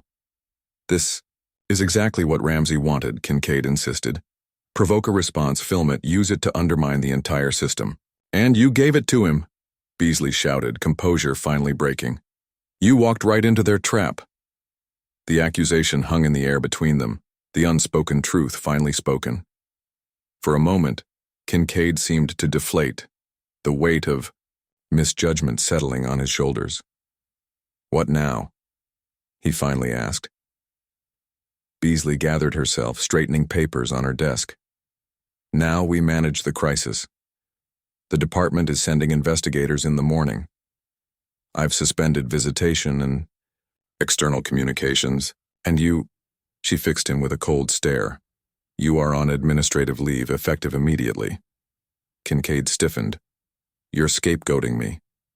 I'm containing the damage, Beasley corrected. Turn in your keys and badge before you leave. As Kincaid stalked out, Beasley turned to Taylor. Fine, Bell. I want to know exactly what happened in that chapel from someone without Kincaid's baggage. In the infirmary, Malik sat beside Bible's bed, watching the old man's labored breathing. The medical staff had done what they could, bandaged the visible wounds, stabilized the broken ribs, but at Bible's age, even minor injuries carried serious risk. You planned this, Malik said softly. You knew exactly how Kincaid would react. Bible's eyes opened slowly, clouded with pain but still alert. Sometimes the only way forward is through fire. His voice was fragile, each word an effort. Was it worth this? Malik gestured to Bible's broken body. Ask me, when we see the results. Bible managed a weak smile. The truth is out now, can't be buried again. Malik took the old man's hand gently. Rest. I'll be here. As Bible drifted into medicated sleep, Malik heard the door open behind him. He turned to find Bell standing awkwardly in the doorway. How is he? Bell asked. Stable, for now. Bell glanced over his shoulder before entering fully. The wardens put Kincaid on leave, videos everywhere, CNN, social media, everywhere. Malik absorbed this, the culmination of months of painstaking documentation and risk. And now? Now it gets worse before it gets better, Bell said grimly. Beasley's locked down all communications, segregated everyone from the chapel incident. She's in full damage control mode. The truth is still out there, Malik noted. Can't put it back in the box. Bell hesitated, then reached into his pocket, extracting a small flash drive. I made copies of everything. Your notebook, the recordings I found, my own observations. He placed it on the bedside table. Insurance. In case this goes sideways. Malik studied him, reading the fear and resolve warring in the young guard's face. You've chosen a side. I've chosen the truth, Bell corrected, whatever that costs. As Bell turned to leave, Malik called after him. Why now? After all you've witnessed? Bell paused at the door. Because watching evil and doing nothing about it is just evil with better manners. He quoted Snap's words from weeks earlier. And I can't look in the mirror anymore if that's who I am. After Bell left, Malik sat in the quiet of the infirmary, the flash drive heavy with potential in his palm. Outside the walls of Lockridge, a storm was gathering. Inside, the chain of silence that had bound them all, inmates and guards alike, had finally broken. The question that remained was who would be crushed when the institution itself began to fracture. Kincaid's administrative leave lasted exactly 6 hours. By midnight, with the video spreading and external investigators en route, Warden Beasley made a desperate calculation. Better to keep Kincaid close than create a convenient scapegoat who might speak freely to investigators. Temporary reinstatement, she told him in the pre-dawn darkness of her office. Containment is the priority. Get this place under control before the department team arrives.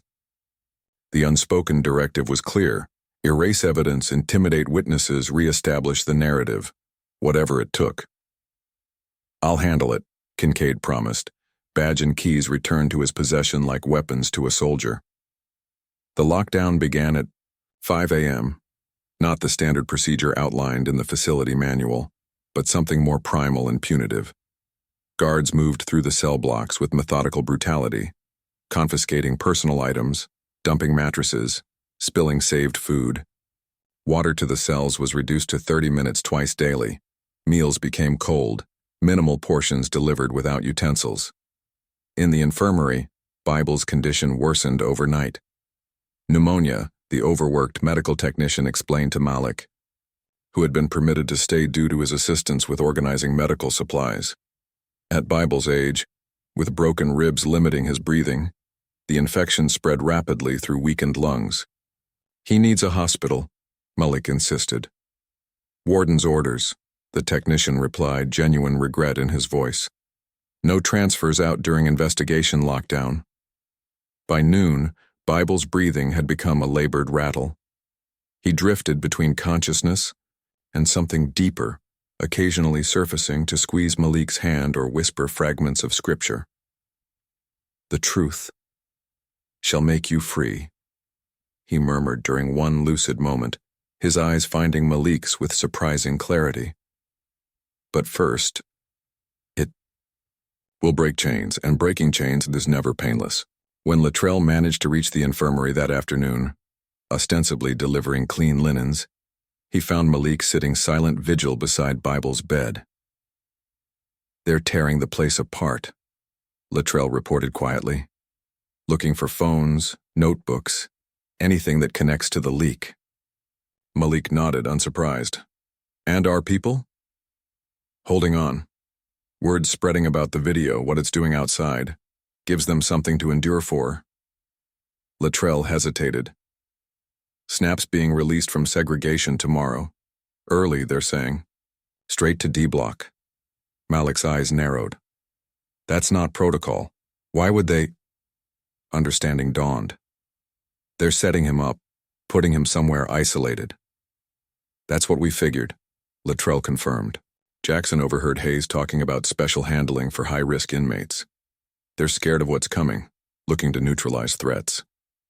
Bible stirred on the bed, his breathing momentarily more troubled before settling into its rhythmic struggle. How long? Latrell asked, nodding toward Bible. Hours, maybe, Malik answered, grief and rage warring in his voice. They're killing him by keeping him here, making an example without leaving marks.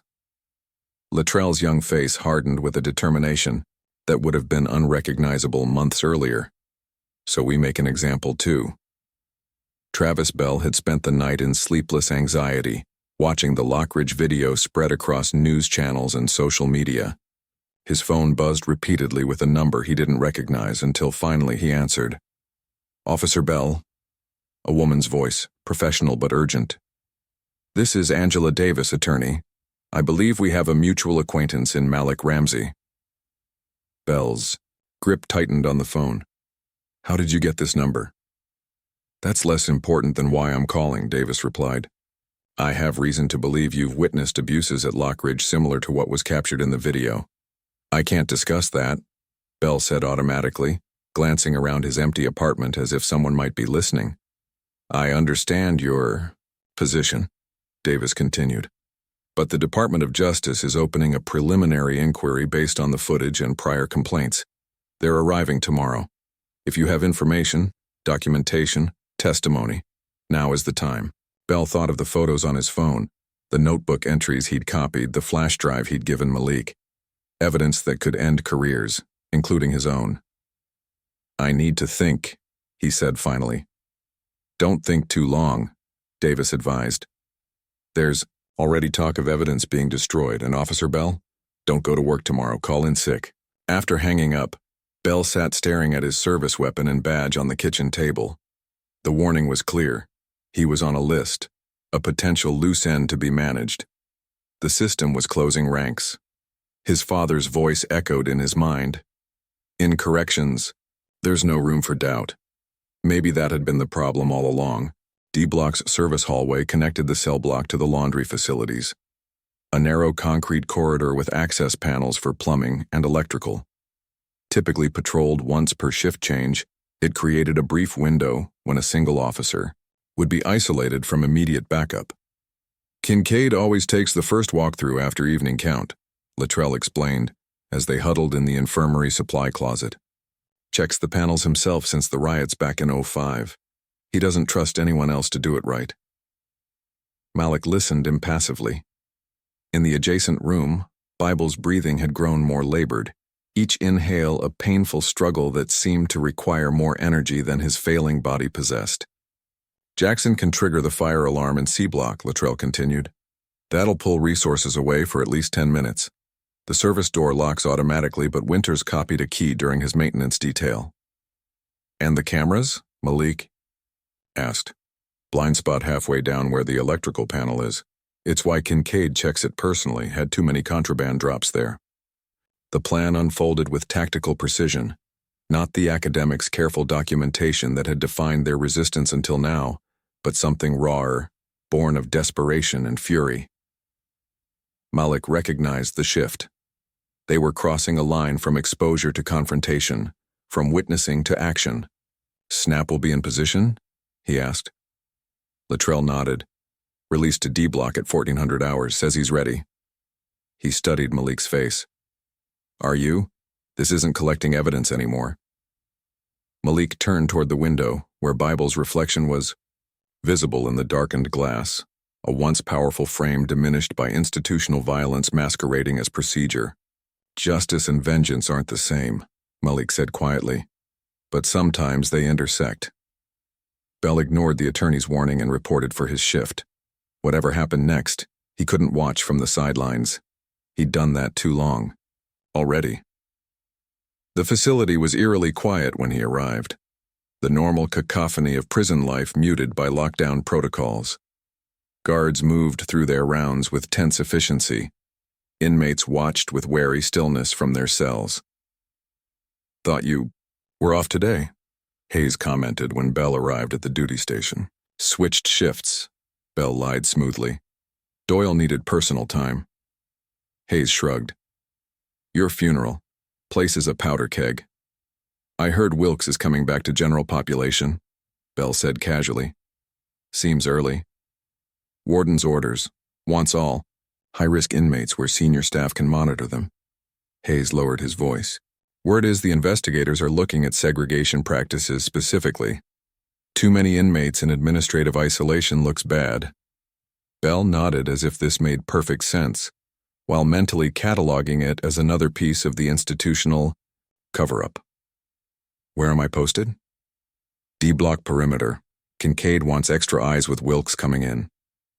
As Bell moved through the facility toward his assignment, he felt the weight of observation, not just from inmates who tracked his movement with new intensity, but from other guards. Word had spread about his connection to the library. To Ramsey, his loyalty was in question. Near the infirmary, he paused as a medical technician emerged, looking shaken. Everything all right? Bell asked. The technician glanced around before answering. Jenkins isn't going to make it. Infection's in his bloodstream now. Ramsey's with him. Bell absorbed this. Another death to be documented in sanitized language that would mask institutional culpability. Has the warden been notified? Called it in an hour ago. Continue current treatment protocol, was the response. The technician's disgust was evident. Current protocol is basically nothing. As Bell continued toward D block, a decision crystallized. Whatever happened next, he would no longer be complicit in the machine. The only question was what form his resistance would take. The fire alarm blared at precisely 1922 during the evening meal distribution. C block's alarm panel indicated smoke detection in the storage area, requiring immediate response protocol. All available personnel to C block, crackled the radio. D block officers maintain positions. Kincaid's voice cut through the chatter. Hayes, Taylor, respond to C Bell. Hold D block perimeter. I'll check the service corridor and electrical panels. It was happening exactly as predicted. As guards rushed toward the false alarm, Kincaid moved alone toward the service hallway, keys jingling at his belt, baton in hand. In D block, Snap stood at his cell door, watching Bell man the guard station. Their eyes met briefly. An assessment, a calculation. Bell looked away first, his radio crackling with updates from C block. No visible smoke. Checking panel for malfunction. Maintain evacuation protocol until confirmed. Kincaid's voice again. Beginning service corridor check. Radio check in 5 minutes. Bell knew the protocol. If Kincaid didn't radio in, backup would be sent immediately. Whatever was planned had a 5-minute window. The decision came with surprising clarity. Bell set down his radio and walked toward the D-block interior, away from his post, a dereliction of duty that created a critical gap in security coverage. Behind him, Snap's cell door opened silently, the electronic lock disabled by an unseen hand in the control room. He slipped out, followed by 2 others moving toward the service corridor access point, where Winters waited with the copied key. 5 minutes. The reckoning had begun.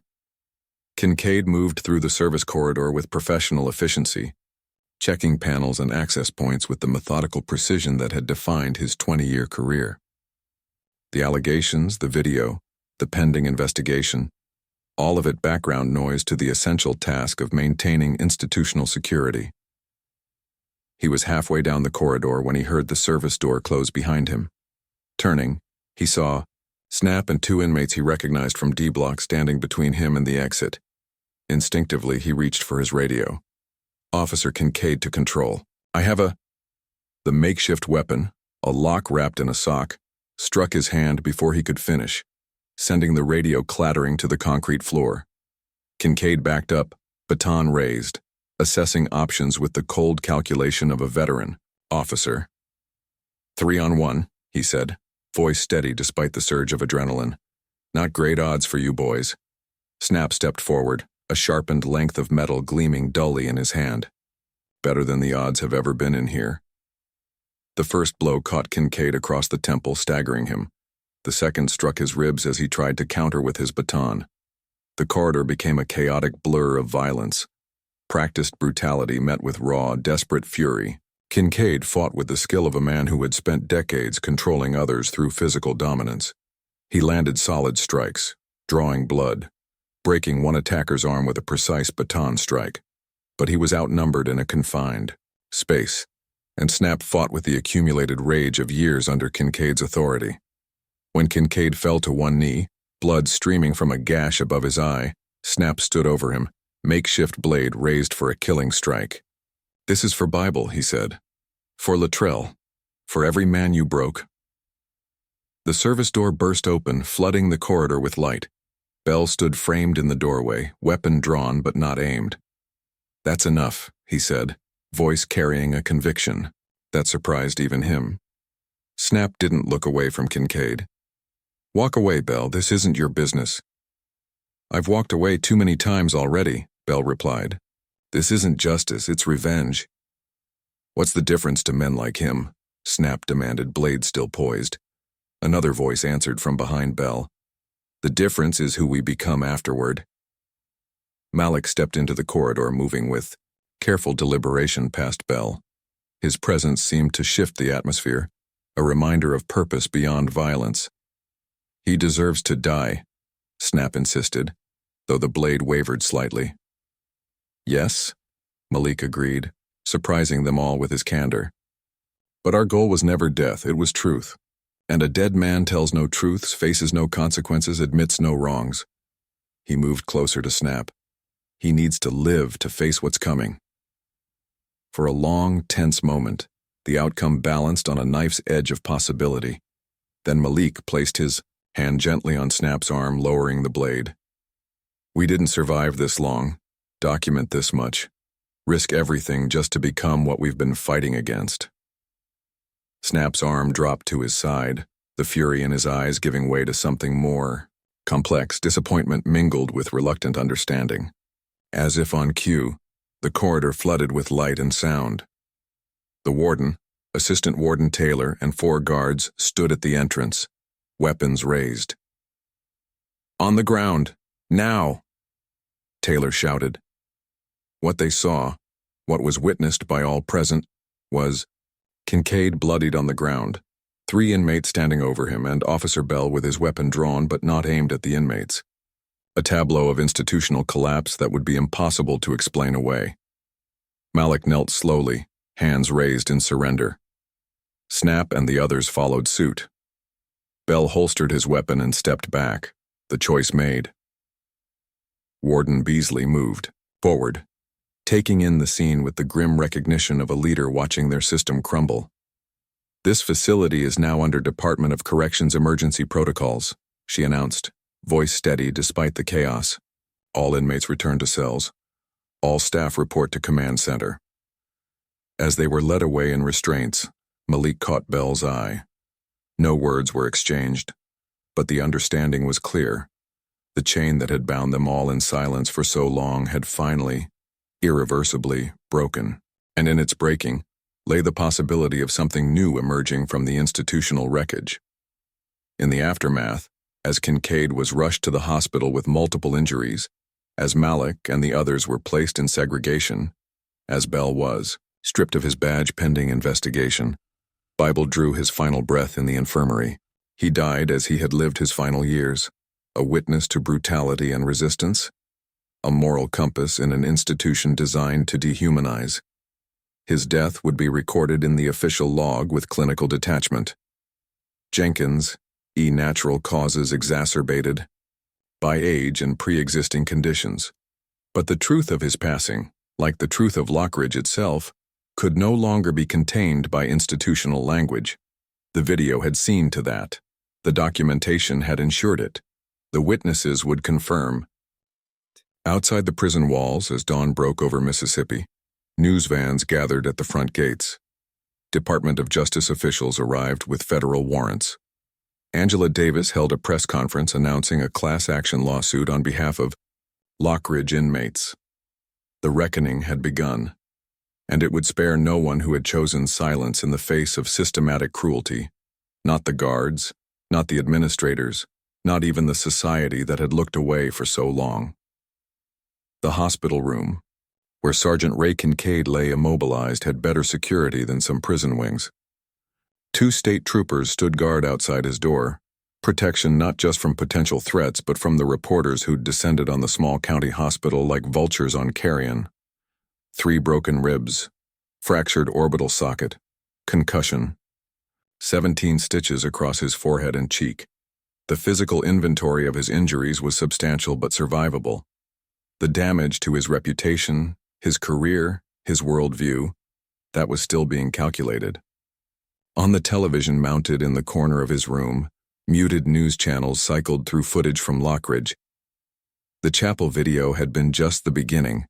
Somehow the entire archive, dozens of recordings, incident reports, witness statements, had found its way to media outlets.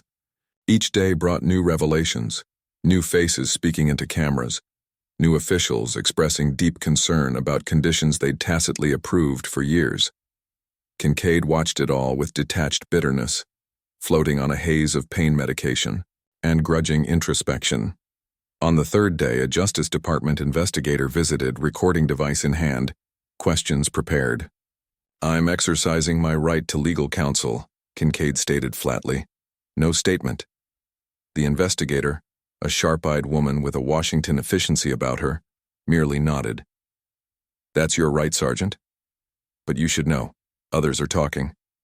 The narrative is forming without your input."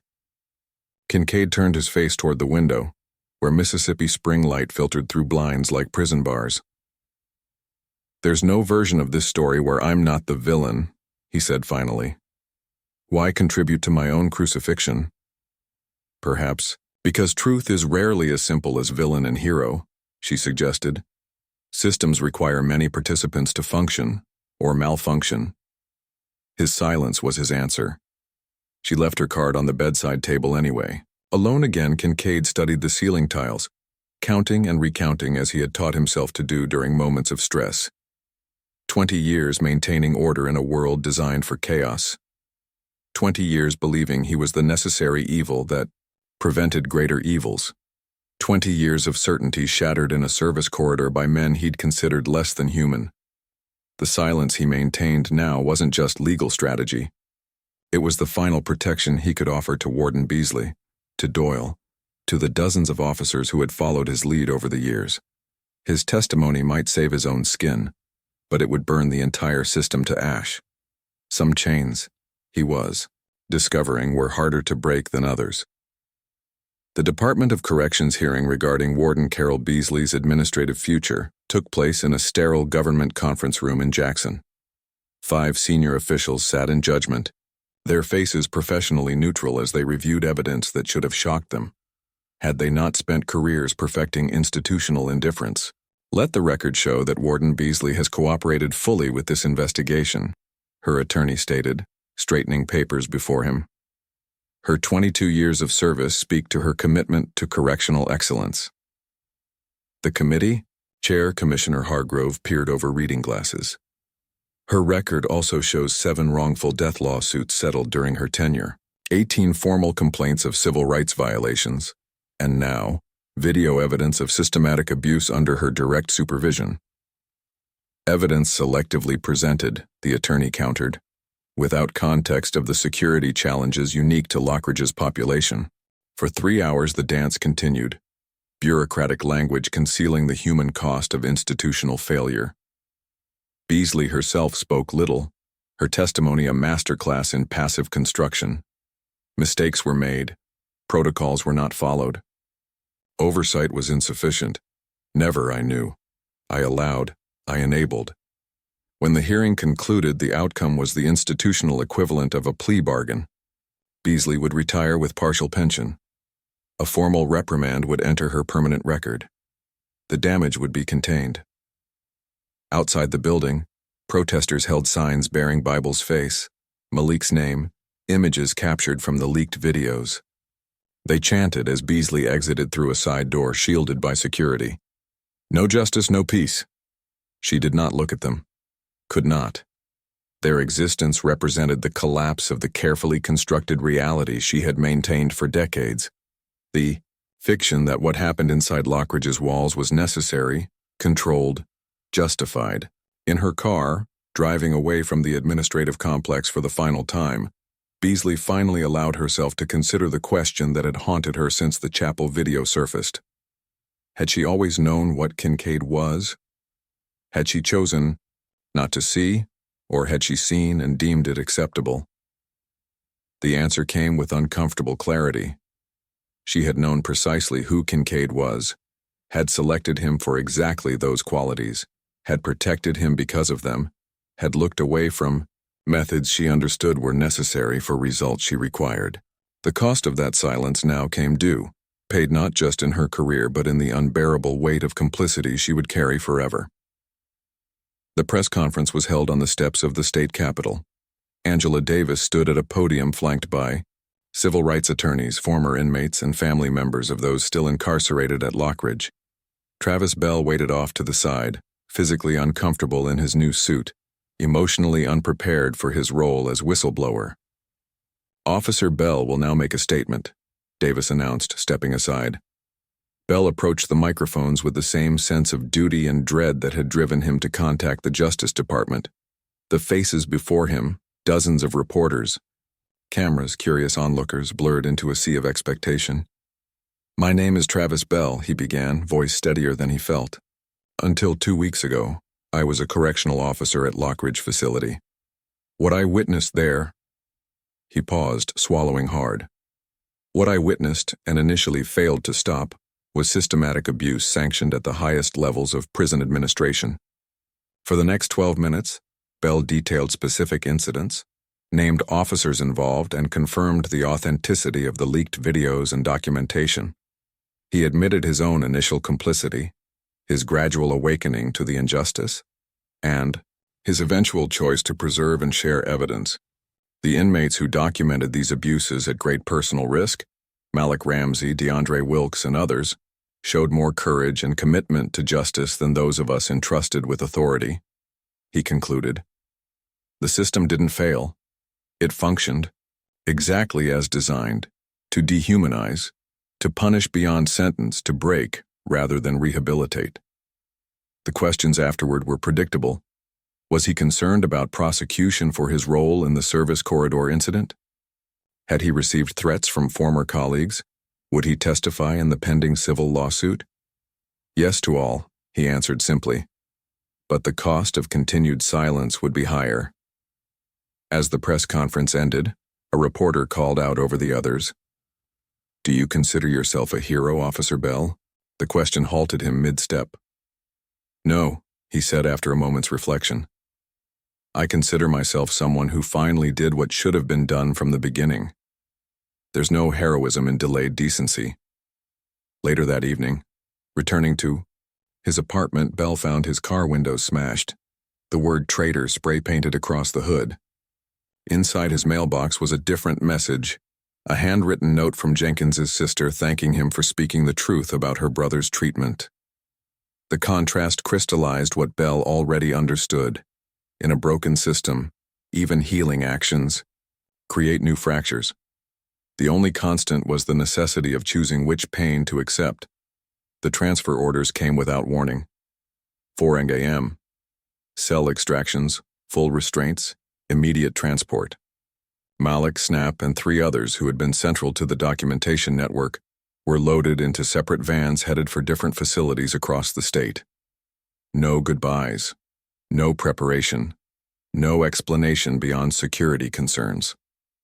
Malik watched, the Mississippi landscape blur past van windows, dawn breaking over pine forests and small towns untouched by the storm-consuming Lockridge. The officer driving maintained professional silence, but the radio told the story. Continuous coverage of the Lockridge scandal, as media had branded it. Federal investigation widens to 3 additional state facilities. Former inmates file class action lawsuit alleging systematic abuse.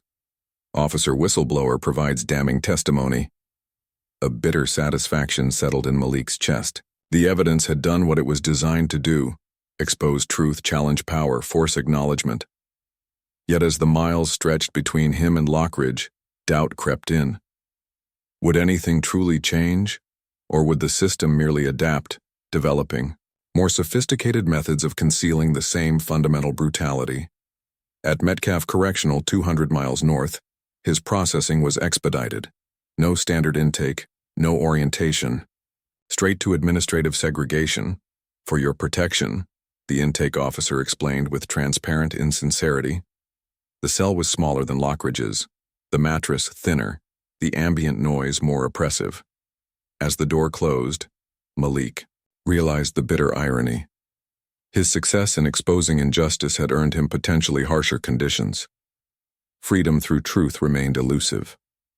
That night, lying on the unfamiliar bunk, Malik thought of Bible's final words to him.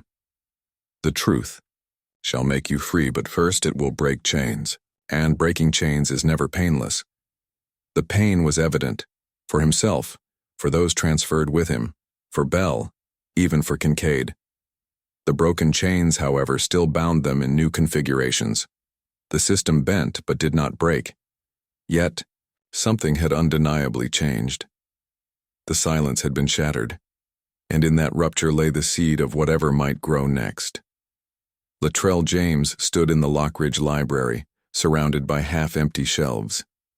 In the 2 weeks since the transfers, he had been appointed inmate librarian, a position that now carried both privilege and suspicion. The Department of Corrections investigators had established temporary offices in the administration wing. Guards operated with exaggerated correctness, body cameras newly required, every interaction potentially scrutinized. The interim warden, a reform-minded administrator brought in from Wisconsin, spoke of transparency and rehabilitative focus in community meetings. Surface changes, but beneath them Latrell observed the same fundamental dynamics: power and its absence, freedom and its constraints, humanity and its denial. "You the new bookman?" A young inmate, perhaps 19, approached the counter, tentatively. New arrival, fear still fresh in his eyes. "Something like that," Latrell replied. "What are you looking for?" The young man shrugged. Anything to make time pass. Latrell studied him, remembering his own first weeks, the disorientation, and terror that had nearly consumed him before Malik had offered direction. "I've got something better than that," he said, reaching beneath the counter. He withdrew a worn copy of Native Son, the same book Malik had first given him. "This won't make time pass. It'll make it matter." As the young man accepted the book, Latrell added casually, "When you're done, come back. There's more where that came from." "More books?" "More truth," Latrell clarified. "More ways to see clearly where you are, and maybe how to change it." It was a small act of continuation, a thread connecting what Malik had begun to whatever might follow. Not revolution, perhaps, but evolution. Not freedom, but its pursuit. Later that day, during the newly instituted yard time, another reform, hastily implemented for appearance sake, Latrell gathered with a small group near the basketball court. Some faces he recognized from Malik's network, others were new, drawn by the events of recent weeks. "They think it's over," Winters said quietly. "Transfer out the troublemakers. Bring in a new warden. Wait for the media to lose interest." "It's never over," Latrell replied, echoing Malik's teachings. "Just different phases of the same struggle." "So what now?" someone asked. "Without teach? Without Bible?" Latrell considered this, looking around the yard where guards maintained careful distance, where investigators occasionally appeared to observe, where the illusion of improvement masked institutional inertia. "Now we remember," he said finally. "We document, we continue."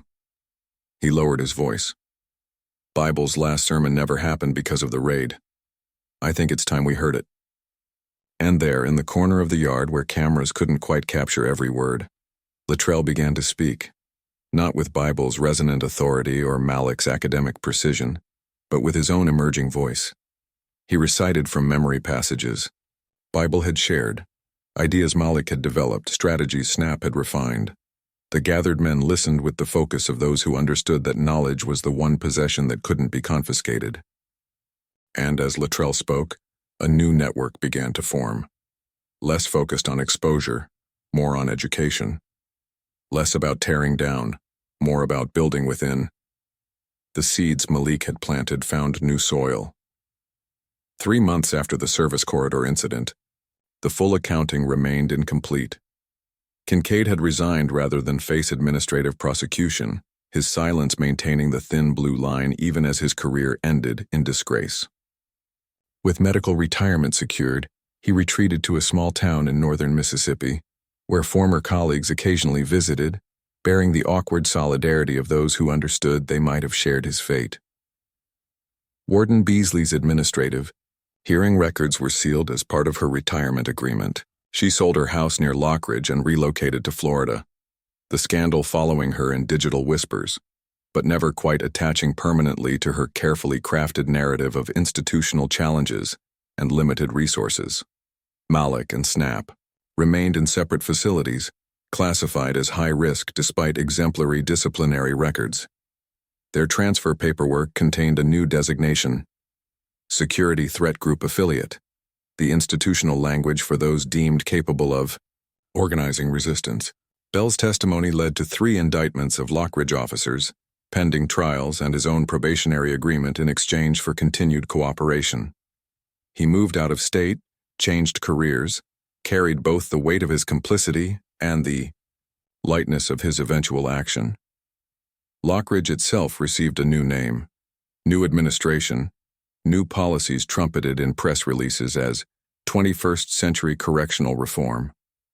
Body cameras, Civilian Oversight Committee, enhanced grievance procedures. The chapel was renovated, the library restocked, educational programs expanded. Yet within these changes, the essential nature of incarceration remained untransformed, human. Beings in cages, power imbalance codified, punishment prioritized over rehabilitation. The cracks in the system had been plastered over, not structurally repaired. On a muggy August afternoon, Latrell sat in the newly designated reflection garden A small fenced area of the yard with concrete benches and carefully placed plants. Another cosmetic improvement, but one that offered relative privacy. A guard approached, one of the newer hires brought in during the post-scandal staffing overhaul. "James, you've got a letter that needs signature confirmation." Latrell accepted, the envelope curiously. Official mail usually came through regular channels, not hand delivery. Inside was a single sheet of paper, the return address from a law office in Jackson. The message was brief. L. Appeal granted. New evidentiary. Hearing scheduled for September 15th. The documentation made the difference. Your testimony will be required. Remains of EJ have been released to family as requested. Service was well attended. Network continues. D sends regards from Northern Territory. Bell's testimony expanded to additional facilities. Truth is a seed that grows in darkness. A.D. Latrell read it twice, committing it to memory before returning it to the envelope. Angela Davis had kept her promise. The legal challenges continued. Bible had received a proper burial. Malik and Snap were still connected to the movement, even in isolation. Most importantly, the work continued, not just at Lockridge, but beyond. Its walls into other facilities, other systems, other silences waiting to be broken.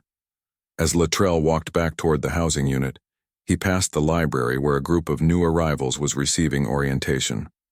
Through the mesh-reinforced window, he could see a young man holding up a book, explaining its significance to attentive faces. The title wasn't visible, but Latrell knew without seeing. It would be something from Malik's carefully curated collection, something that offered both mirror and window to men trapped in institutional shadows. The chain of silence had been broken. The cost had been high. Bible's life, Malik's freedom, countless others damaged in ways visible and invisible. Yet in that breaking, something else had been forged. A different kind of chain, linking those who refused to accept injustice as inevitable. Lockridge had changed, but not enough. The system had bent, but not broken.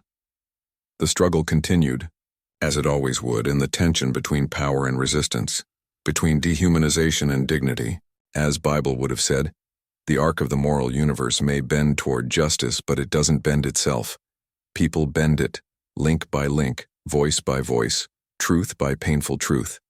And in the Mississippi heat, surrounded by concrete and steel designed to contain both bodies and hopes, Latrell James continued the work of bending, one book, one word, one witness at a time. Up next, we have 2 more incredible stories that are waiting for you. Just click the image you want to watch and it will take you there. If you enjoyed this video, make sure to subscribe. It would mean a lot.